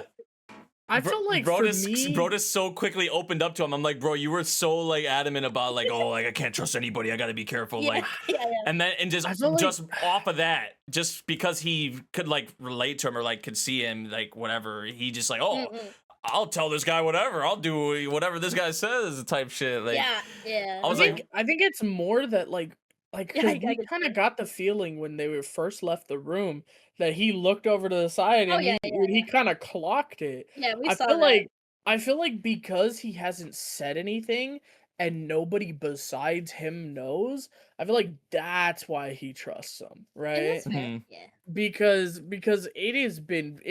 he's had ample time and opportunity to rat him out. He Yeah. hasn't though. And then we also learned that he found a book about a coup written Mhm. by him Yeah. talking about how to peacefully take over the country. yeah. So I feel like he's pretty safe. He feels pretty safe. Like this motherfucker's Yeah, trying as to take over more- the country anyway. Yeah, as more kind of got shown, it was just like at first I was like, Yeah, we were both like, Yeah. bro, he's gonna betray you or something. Why you being this close to like I him? was getting, I think we were saying like Griffith or something because like the pretty Yeah, like how he yes. looked and Oh, shit. the We were like, I'm fountain getting is- Griffith yes. vibe from this guy. Like, Yes, bro, because of the fountain there, and they Yeah. were talking. I was like, oh no. yeah, just like the not look. again. Yeah, like this Yeah, guy's well, yeah, gorgeous yeah. looking and he could do no wrong. Yeah, Yeah. That's No. that's what happened, bro. Yeah, we kind of got Griffith. We're like, oh no, please, bro, Yeah. please. So nah, Griffith yeah. After Griffith having the effect of making nobody trust a pretty boy anime character ever again. no, literally with long hair, bro. That's and like all that, permanent yeah. freaking PTSD, bro. Like, Oh, it's permanent trauma. No Yeah. one will It ever is. trust you. yeah, It was crazy. But no, yeah, right. And then also, of course, right, learning the coup and them actually working together while defeating this thing. And I was like, oh no, what's happening? Because our team is getting like kind of like beat, right? They're getting their ass kicked. And I was like, no, please. And I don't know. He's doing this like something that they've been working on, these two, right? Like he was like, oh, it's time for you to do the thing. And he's like, okay, bet. All right. So I guess we will see next episode what this thing he's gonna do. yeah. I think it was a solid premiere. I think it's still crazy to see Sunrise doing an isekai Yeah. series because like they obviously are known for like Gundam and all that. So to see them kind of handling this, I mean, it looks pretty good too. Like It looks beautiful. yeah, I was impressed with the premiere, like production wise. I don't know. I think the MC, the way he was kind of going about handling his situation was like I did like it, honestly, because I feel like not a lot of characters, like probably majority, don't handle it in that kind of fashion. Because yeah, the setup is nothing we haven't seen before, right? Like we've saw setups like this in fantasy isekai series like a lot. So, but yeah, I did like the way he kind of handled it, and you know, I this is one I'm definitely curious about more and excited to kind of see more, because I was pretty impressed by the premiere. Yeah. I think trailer wise it won me over and I kinda heard good things about it. Plus, this is all the episodes are done. So that's awesome. The quality will Nice. stay the same. Hell It yeah. would not. So that's good to hear. Because it already looks stunning as it is, so yeah, I'm excited for more. I'm excited for the elf. Oh my god. Yeah, Yeah. anyways. Yeah. Alright. I think we're gonna go into what's it called? My bad. Dad is a hero. Or Is may I this ask for one Mom is a final spirit? thing? What I mean, we could go into whatever y'all want to do. We don't I have would to go say on that any one because it's specific. more shorter. Then we can go into that Yeah, one. that. The only thing I wanted to bring up with that one is just like, yeah, finally that pig, if you know, you know, finally got her place. She can't come near any man. Oh, bro, that shit was peak. That- He hit him with the nah, bitch, you did this to yourself. Mm, He's like, nah, that's not his kid. That's crazy. That means you're posting your infidel. mhm. That's like if a girl on Twitter's like, yeah, I got this ain't even that guy's baby. It's like, all right, shit, then you owe him alimony. It's like, oh Yeah, shit, what? You're like, yeah, yeah. yeah, Talking all that shit, you know. I yeah. kind of really respected that. And then they Oh, yeah. cursed her ass. You can't come near a man again.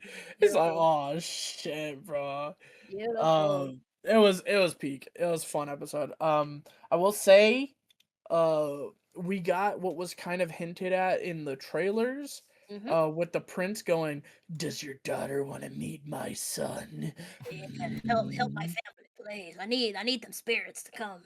And he hit him back with the Yeah. Nabi. I took my gift from the king that said you will no longer fuck with me. Goodbye. W dad, W dad. He said, sit your ass down over there, away from me, never talk to me again. I hate you. Goodbye. Get out Yeah. my face. Bitch. And left. Basically. And now the dad's savage.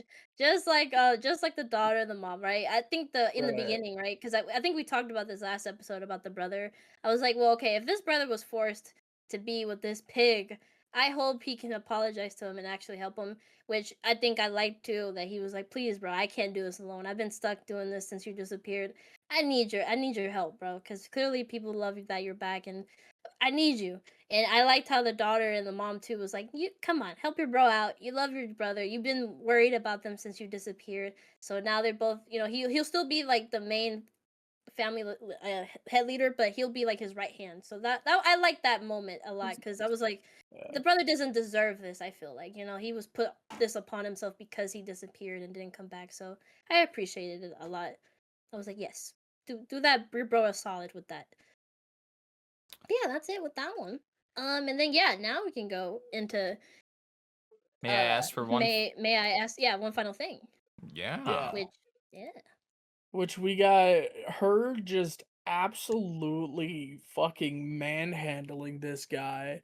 He had no Bad. idea what he was getting into. He tries to whip her, or he tries to whip The beast. the beastkin, and she catches it and goes, "Your little bitch boy over here is not very well trained. Shall Yeah. I train him for you?" He's like, I wouldn't recommend that. He used to be an S-ranked adventurer. His cock is 12 inches long. Like, I don't know if you wanna What? I don't know if you wanna fuck with I don't know if you wanna fuck with this.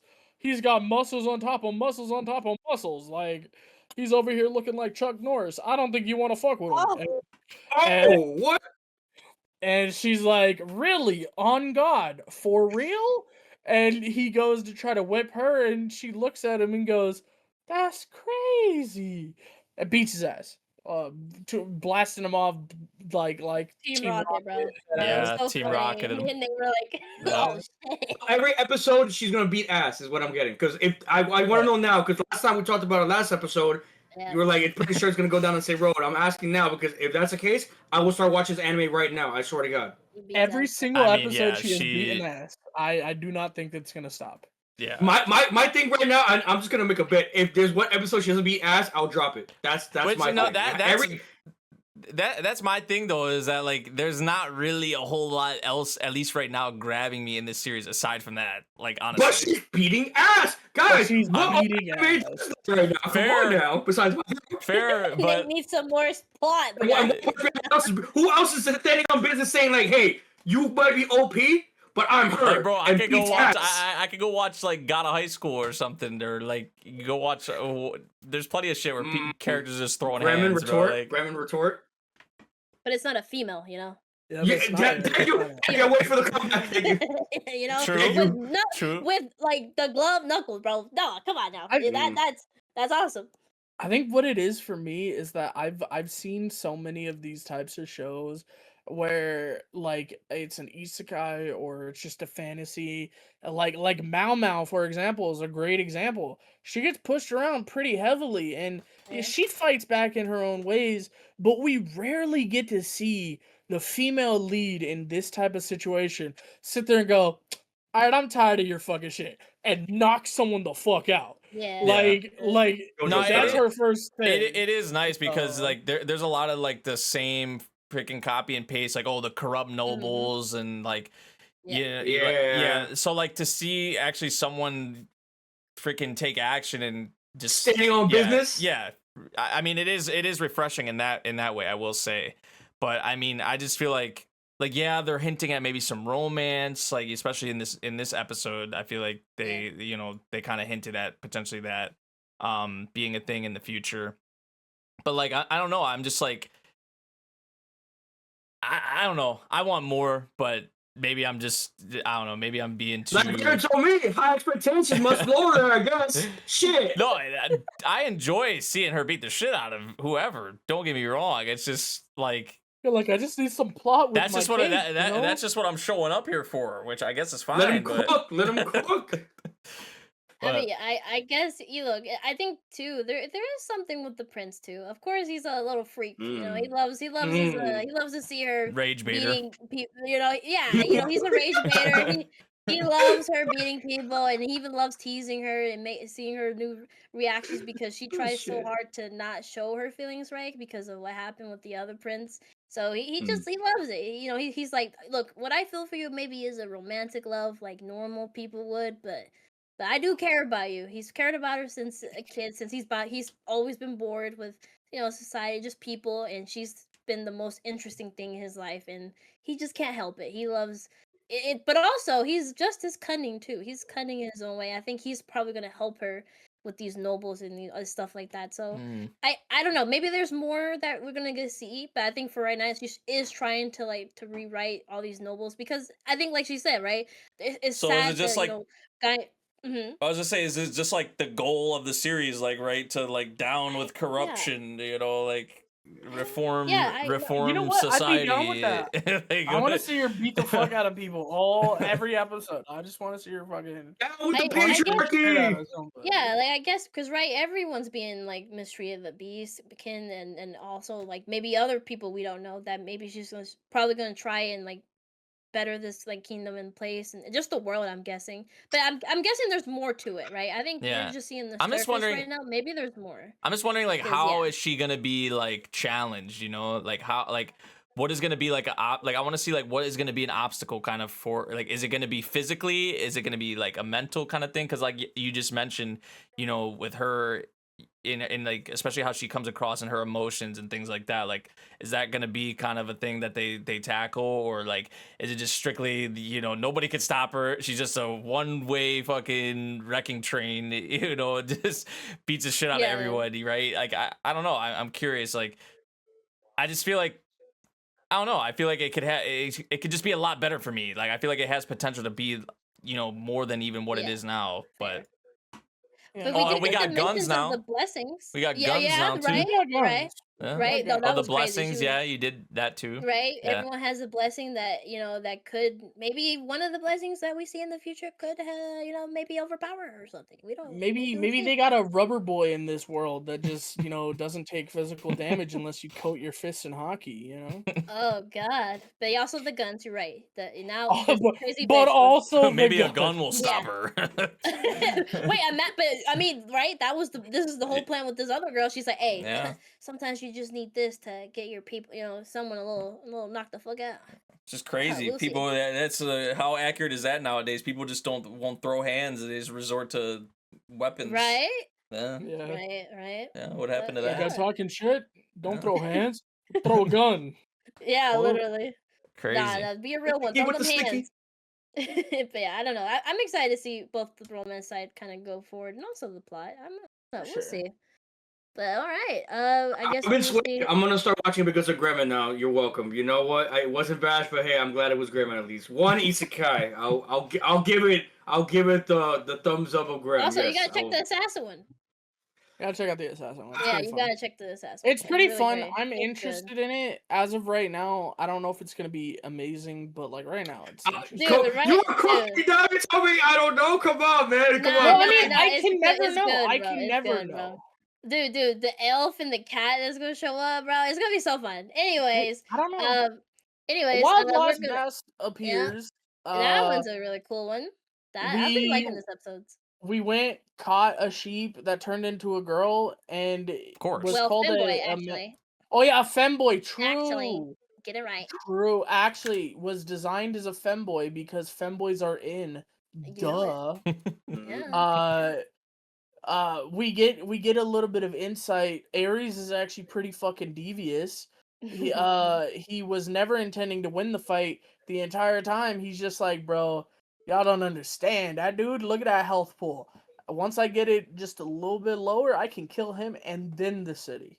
All right. So yeah, I'm gonna make these feints, but when time actually comes, I'm not gonna lose. And then we Learn saw from him the get the best. shit kicked out of him by our girl. Just That's fucked beat up. him to high heaven. And it was like, bad dog. Said, Mommy! It's like, Oh. that's what happened. Tell me that's not what happened. It was great. It was Yeah, great. it was so funny. I think seeing it animated, like how he was thrown in the air, was for a big ass sheep being thrown Do in you the wanna air was get- so funny. Do you want to get tummy rubs? Rub. Oh, fuck, pedigree. Oh, shit. Crashes face. He's Do you wanna get pet on the out of chin? context. You want to yeah. get it? You want to get pet in the chin? Uppercut to the fucking stratosphere. Oh. Oh shit. Oh, do you want a What back the rub? fuck? Oh. Do you want a Somebody back put rub? Suplex. Oh fuck. Just That was yeah, don't crazy. handle your dogs like that IRL, please. Men gotta Oh show an my god, example and call. please. Yeah, don't be like don't. Hassan. Off the Wait, page, what? do not condone Oh! animal cruelty. Deep cut, Nate. Deep cut. That was Wait, what? crazy. Who said Well, that? that's crazy. Anyway, Anyways, I show for the record, Neko. I just want to clear this up because Neko threw some shade at me. I did. I throw- Ooh, speak of that. I show you how to love your animal. Nah. In alright? call, he was doing the same thing that was in the anime. He was like, "Come here, my doggy," because I could. Yeah, she likes to play, bro. She That's be biting me. insane. We be playing her. It's not serious. I'm not hitting insane. her. Like, Hassan had asked guys. me what. Anyways, Nah, oh. you're out here anyway. Digimon. Man, oh my I goodness. fell asleep. No, I'm joking. No, this is a good show. He's not dead. He's just Yes. basically dead. Basically, he's just a husk. We can bring him back if we bring his egg back, though. Oh. You just gotta put his egg back inside of him. Wait a second. Hey, yo, what the fuck is going on here? You got the Yeah, egg. this Do is- you need? Whoa! This isn't. It's getting a little too colorful, guys. What the hell? Anyways, The, but yeah, the no. thing Yeah. is, the egg has mutated and produced a baby.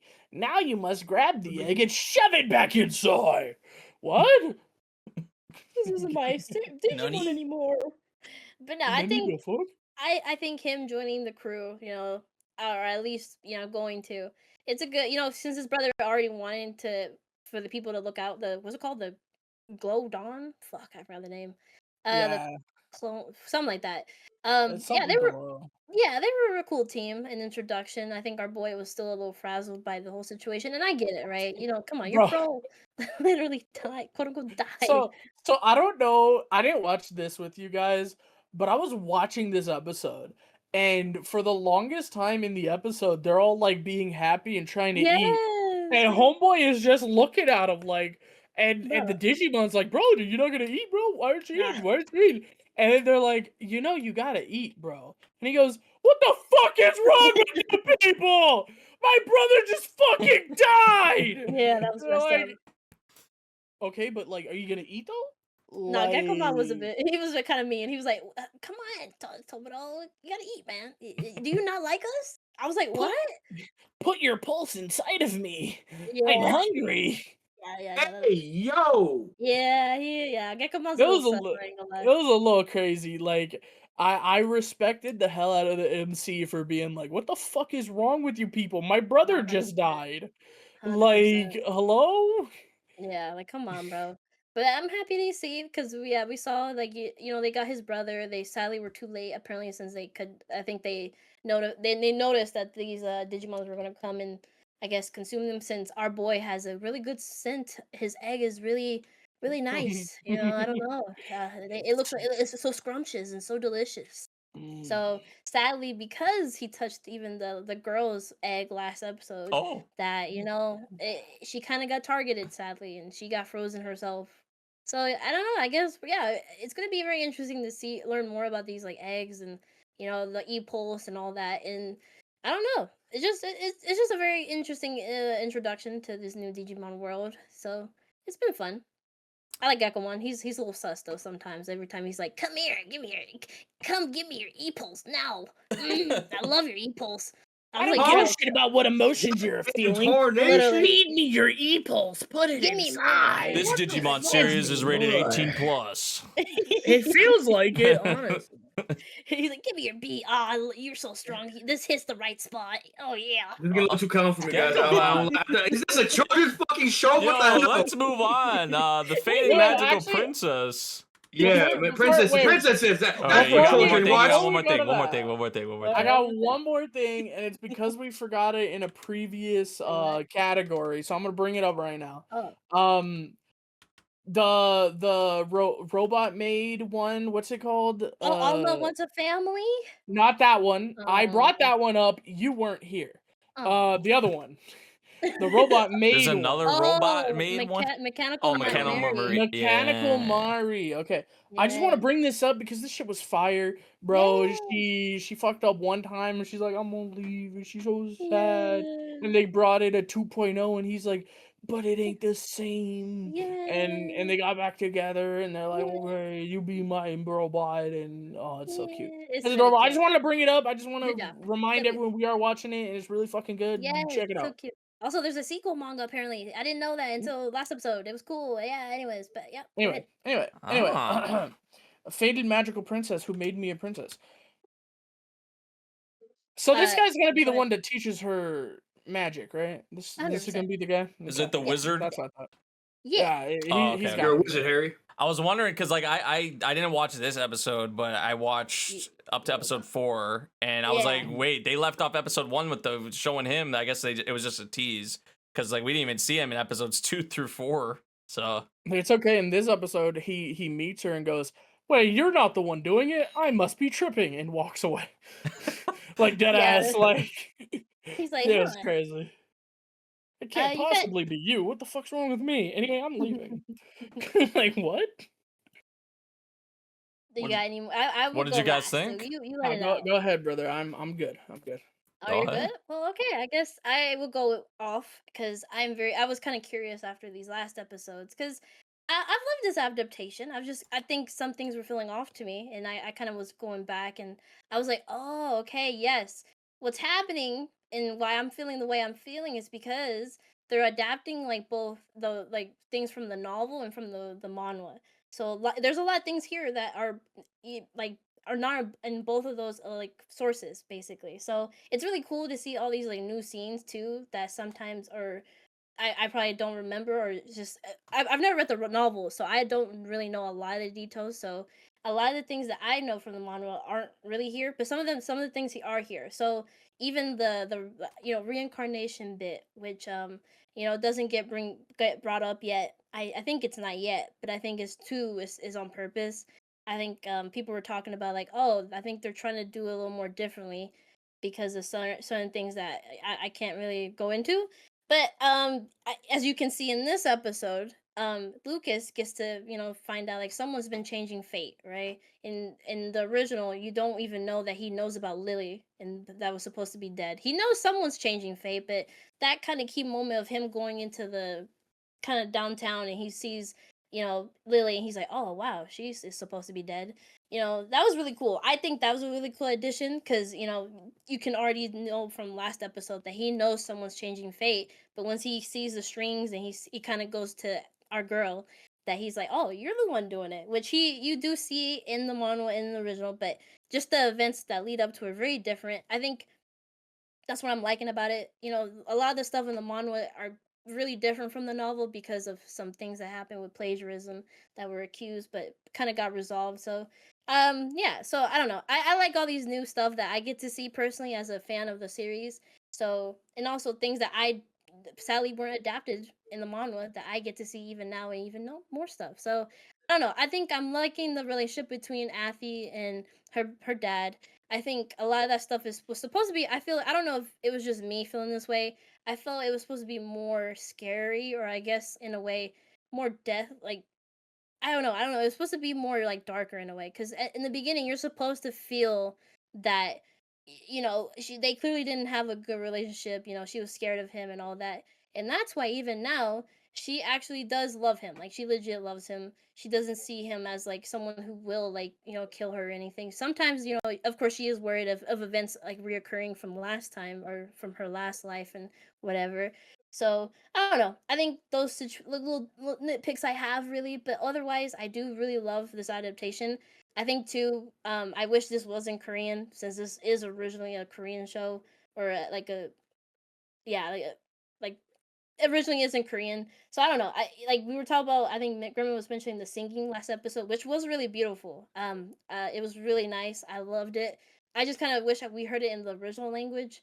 That we could have. I don't know with these kind of stuff, if it's in the like a Japanese or Chinese, whatever, I wish more Korean stuff were adapted in a Korean, and studio or whatever. Because I don't know, I Mhm. like Korean. I think Korean stuff should be like more prominent, but I don't know. Maybe I have to like research why there isn't more Korean like animated stuff than Chinese and anime. I don't know. I gotta look into that stuff. But yeah, no, otherwise this is doing really well. I'm really happy that a lot of people are enjoying it. Yeah, like changes about her. Originally she was supposed to be executed. That's what I meant by like more of the darker stuff. But in this Dongwa, you get to see like, no, she was only banished. But no, in reality, her dad did kill her in the like other timeline. So that's why she was more scared of him in the beginning because she was trying to prevent that because of events that were like leading up to what we see in her referencing. So yeah, I don't know. It's definitely a very different take, but also I'm guessing people are saying it's because of how it's rated. It's rated like 14 plus or something. That's why it doesn't want to show that stuff. And then the laws with 14. Chinese, the Chinese don't like to, you know, all the stuff with Chinese. Sometimes they have some strict laws about stuff. But otherwise, it's doing really well. I'm really excited for Lucas, especially he's voiced by Nobuhiko. That is just a dream combo for me. I love new Lucas and his like character, and I think we're gonna see a lot of it more in this Dongwa, more I guess faithfully adapted because the manga did good too. But as you see in this episode, he's really cold. If he wants something, he'll even if it's a kid, he won't care. And I don't know. I'm excited to see their relationship, and our girl is really cute. I really enjoy her and Claude, and even how savage our girl is. Even with the other guy that showed up, the way How she was like, "I don't." calculating she is. Yes, she is so. Yeah.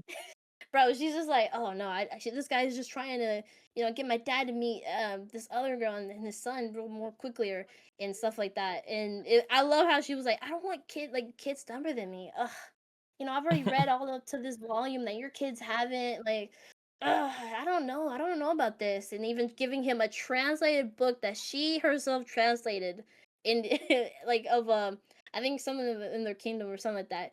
he was like, "Oh shit, you translated this whole thing? Okay, my bad.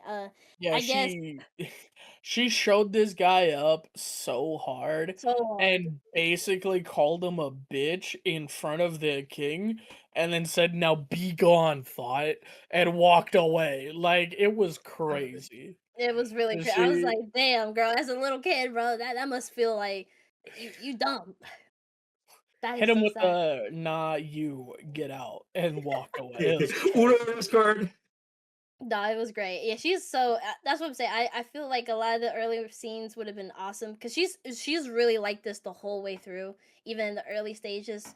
I feel like it just wasn't portrayed well, but it's done well. I think. I thought, Oh, with the personally, maid. like, yeah, Yeah. well, like the scene with the maid, help, there's a rat infestation, and she's like, I caught the rat. Yeah. Like, I felt like Like the we way she set saw up her that whole cunning thing. and her Yeah. No, for sure, A little for savagery, bit. sure. Yeah. but like we're not getting, I get, because like in manhwa and in novels, you typically have it from the character's perspective the whole Oh yeah, time, yeah, and you can hear their inner monologue, their thoughts, what they're thinking. We don't get that here, so I can understand you thinking it's a little bit less dark, a little bit less scary. i yeah. i really felt she was terrified of her father early. But again, I don't know, like you're saying it was more, and I understand that, so I get where you're coming from. But I think it was sufficiently, I think she was No, for sure. sufficiently afraid. Cause like Um yeah, like even the moment you're talking about, that's like in neither of the sources about her and that maid. So that I think that's why they are adding in things to show you that of how her character is. That is really cool.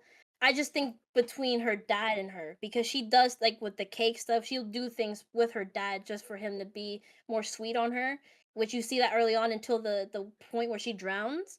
That's the starting point of where she feels like, oh, he's actually okay with me, and then all that stuff, because she doesn't even learn about like her mom and stuff like that. Like there's a lot of things that get changed that is really Oh cool, and yeah. I do like it. That's what I heard. They because I was reading after episode 4 that they Hmm. barely bring up the mother, and Yes, that they've yeah. been bringing up the mother a lot in the Which series. is good. I Yeah. like it. I do And like also that the change. reincarnation bit, which I know you mentioned, Yeah, like they cut or whatever. yeah. That's well, they something brought it up this last episode, so which I guess it should have been brought up at the beginning. Apparently, yeah. is like the whole thing, and then also the what was it? Yeah, that was what people were complaining about when I was reading after episode 4 as well. Is people were saying Mhm. that like it feels like they're going for, or at least to this point, or at least to what I had watched up Mm. to episode 4, like it felt like they were going for more of like a cutie, like a cutesy, like girl kind of like Yeah, series. yeah, Yeah, when it really shouldn't, I guess, come across that way. But yeah. Where she's supposed to be like a savage. She's supposed to be more like Mao Mao, more Yeah, like yeah, Mao Mao, or more like Mine from Bookworm is what it yeah. feels like. She's supposed to be more calculating. Yes, yes, for sure. Cause yeah, I get it. Chinese has some laws that is kind of like restrictive, and it's kind of stupid. But no, I think it's still being portrayed really well, but more in a kiddie sense, but still really well. I think you still get that she is very calculating. But Yeah, we yeah, got that Disney filter on it right there now. we You go. know? That's all. But I think here on is gonna be so very interesting to see all these like new stuff, because Lucas is very cold. He's a very cold person. But if they're already doing his kind of character really well, I'm excited for more. And even her dad, but also what happened in this ending of this episode is gonna be very interesting. But yeah, Oh overall, yeah. as a fan, I love this adaptation, even though I have some gripes. But overall, is really good. I will say, for fans of the manhwa, we are getting side stories this October, so that's gonna be awesome because we've been waiting for 3 years, and it's crazy that we're finally getting it. I'm like, bro, finally, goddamn. hell yeah. Or Anyway, filler? Also, if someone's got links to the translated novels, I'll be happy to dive in. I mean that's kind of my thing. hopefully, I think Anyway, by now maybe, yeah, because back then it was really hard to find some. I think people were helping translating it, so maybe by now there is a full translation, probably by now. So yeah, all right. Now, campfire last but cooking, not least, Yes, I'm Campfire Campfire so cooking happy in cooking. we're another back. world. bro. I'm I'm so gonna be happy. honest. Uh-oh. I rewatched all Oh, of Campfire Cooking, because in the trailer they Bro, we've had a talked about dragon. this. Bro, you keep speaking. This is the It's third or totally fourth off, time bro. you talk about this. It pissed me off, bro. We got a dragon now. What the fuck? But he's so cute, dude. But Me I and they guess were the watching dragon, it, it was so the funny. dragon has been tailing them. So the dragon, like, Yes. technically has been around since season one. We just Yeah, never saw, I guess. apparently. Yeah. So Yeah. like, because that was something I was like, oh, like the dragon just kind of came out of nowhere, but then just revealed like, oh Like a yeah, dragon. I've Oh, been- it's like I want to follow you or anything, but hey, like, you know, since you're already here, what's up? yeah. Nah, it's just and also he was also like killing the monsters too, which was really funny because Yeah. they sensed how right. And it was so funny. He was like, "Oh, you're the one that. Oh, okay, I see now." It was. You're the one cute. that caused the stampede. Yeah. So I don't know. He was a cute addition. I like how quickly like he fed him. And he's like, "Oh, I'm gonna be familiar." He kinda like, that. Alright. the way he Alright, like he just motherfucker, like I can speak to you now. he literally just like was like splat like right on his face. I Yeah. was like, bro. He glowed on his face. I was like, "What the? What is this?" Give Nah, me food. This Feed was me like now. I don't know, like watching this episode, I'm just sitting here like watching, I'm just like, man, I miss like just how fun this show is, like the cast, and then like obviously like how good, like I know we had Food Wars and we've had obviously a lot of other anime showcase food, but like this series, I don't Yeah. know, it's towards the top in terms of how it shows off the food, man. Like the shit That just gyoza, always, bro? yeah, like Yeah. the gyoza, the bro, gyoza, like my oh God. yeah, there was like Me and they were watching it so late, and I yeah, was so hungry. I was so like, much "Oh, shit. Like man." they just make look so freaking good. Like even like they were like crab legs, I think, right? That they had Yeah. made from like Yeah. it was like the tarantulas or the spider. spiders. Yeah. Mhm. I don't know. They Dude. make anything look good in this series, man. But just like seeing the Golly. characters back, like even Sui, like how adorable she is, and just like her Sui. reactions, like I love the VA for Sui so Yeah. much, and even seeing like Dora bounce like bouncing up and down off of Sui, Yes. just like the little like They're so tidbits cute. like that, like I really just enjoy. Obviously Fell is awesome as well, and just Uncle Phil, yeah. typical uncle, bro. He's Yeah. like, "Hey, why are you treating Sui better than me?" He's like, "Bro, what do you mean? You're the one that always wants me to feed you. You hungry ass." He's like, "Yeah, exactly. Feed me right now." I'm like, "Oh my god." Shut up. And then you did have a little bit of like obviously like the adventure aspect in here with this episode, kind of going into, I forget what the name of the town or the city was, but like going in and obviously like trading, making deals, and just making like connections, right? Like the things you kind of want to do. Establish a good rep. I feel like definitely with this episode with the dwarf, he did 100%. Yeah. The Earth Dragon bit I got a kick out of too. How the Earth Dragon was just like kind of its head was hanging out of the freaking. Bro, for It real. was kind of cursed in a It was way, so like it looked kind of funny, yeah. creepy. Yeah, but nah, great way to come back. Really fun episode. Also the fun another funny bit was that he at the very end he's like, man, I feel like I'm forgetting something though. Like Yes, the after all this, goddesses. and then the goddesses are just like, where the Man, hell's our food? Where the hell, He's dude? like, "How dare you sleep, you little motherfucker." And then we got some How new dare-" faces lurking. Oh god. Yeah. Yep. Yeah, I feel If like you this know, is. you know. Yeah, I feel like this is a series where like we may not have a whole lot to say about it on a weekly basis, but like it's always a fun time. This series is really always 100%. like the cast is just so enjoyable, and then like it looks really good. Obviously, not just the food, but even like production wise, even the new OPED really nice. I mean, yeah, it's Ooh, they just eat deep, yeah, it's just a really good way to come back. I missed this series. I'm glad it's back in our lives for our chill, relaxing time, and just seeing good food makes us hungry more often than not. But For real. yeah, anything else you guys wanted to add for that Yeah, one? John. Maybe some things that stood out to you from the episode. If I was Oh, yeah. Vash, I'm pretty sure I'll be me writing this whole show. Like, you gotta watch it. It's peak. It's peak. It's Oh, yeah, good. catch up. It's good, man. It's really good. All I gotta say is Sui wants to pew pew. Yes, and Dora-chan, bro. I kind of wish he did get a cooler name, but oh well. Dora-chan's cute. Dora-chan. Dora-chan. Dovahkiin. Dovahkiin. Dovahkiin. Ah! Who's Ruda? But all right, I guess with Yeah. that we're gonna end our Yeah. our topic. So hey, all right, let's go. If we want to, let's go into our top tens. Yeah, top Crash. 10. What do you got, Crash? Yeah. Yeah, So man. again, this is gonna be a one time. Hopefully a one time this season. But I didn't come in clutch with my top 10 as opposed to last week. I did slack. But I do have 3 animes I do want to put on my top 10 for this week, and I wrote specifically like this just because need to stand on business with my take. So, Watch Raccoon was peak. Please continue. Please not be dog water this week because I'm be so upset. That's good. The Manster wants to Gome Kuchi. That's number 2, and Oh, number 3, My Mid Senpai. That's all I got. Oh. Anybody else wants to go next? Okay. Well. For me, I honestly just like My Hero. I mentioned even earlier. Like My Hero is probably honestly my number 1. From this week. Also, Campfire Cooking was up there. Those two for me like really stood out honestly for this week. So I'd probably give a shout to those two in particular. Okay. You been God?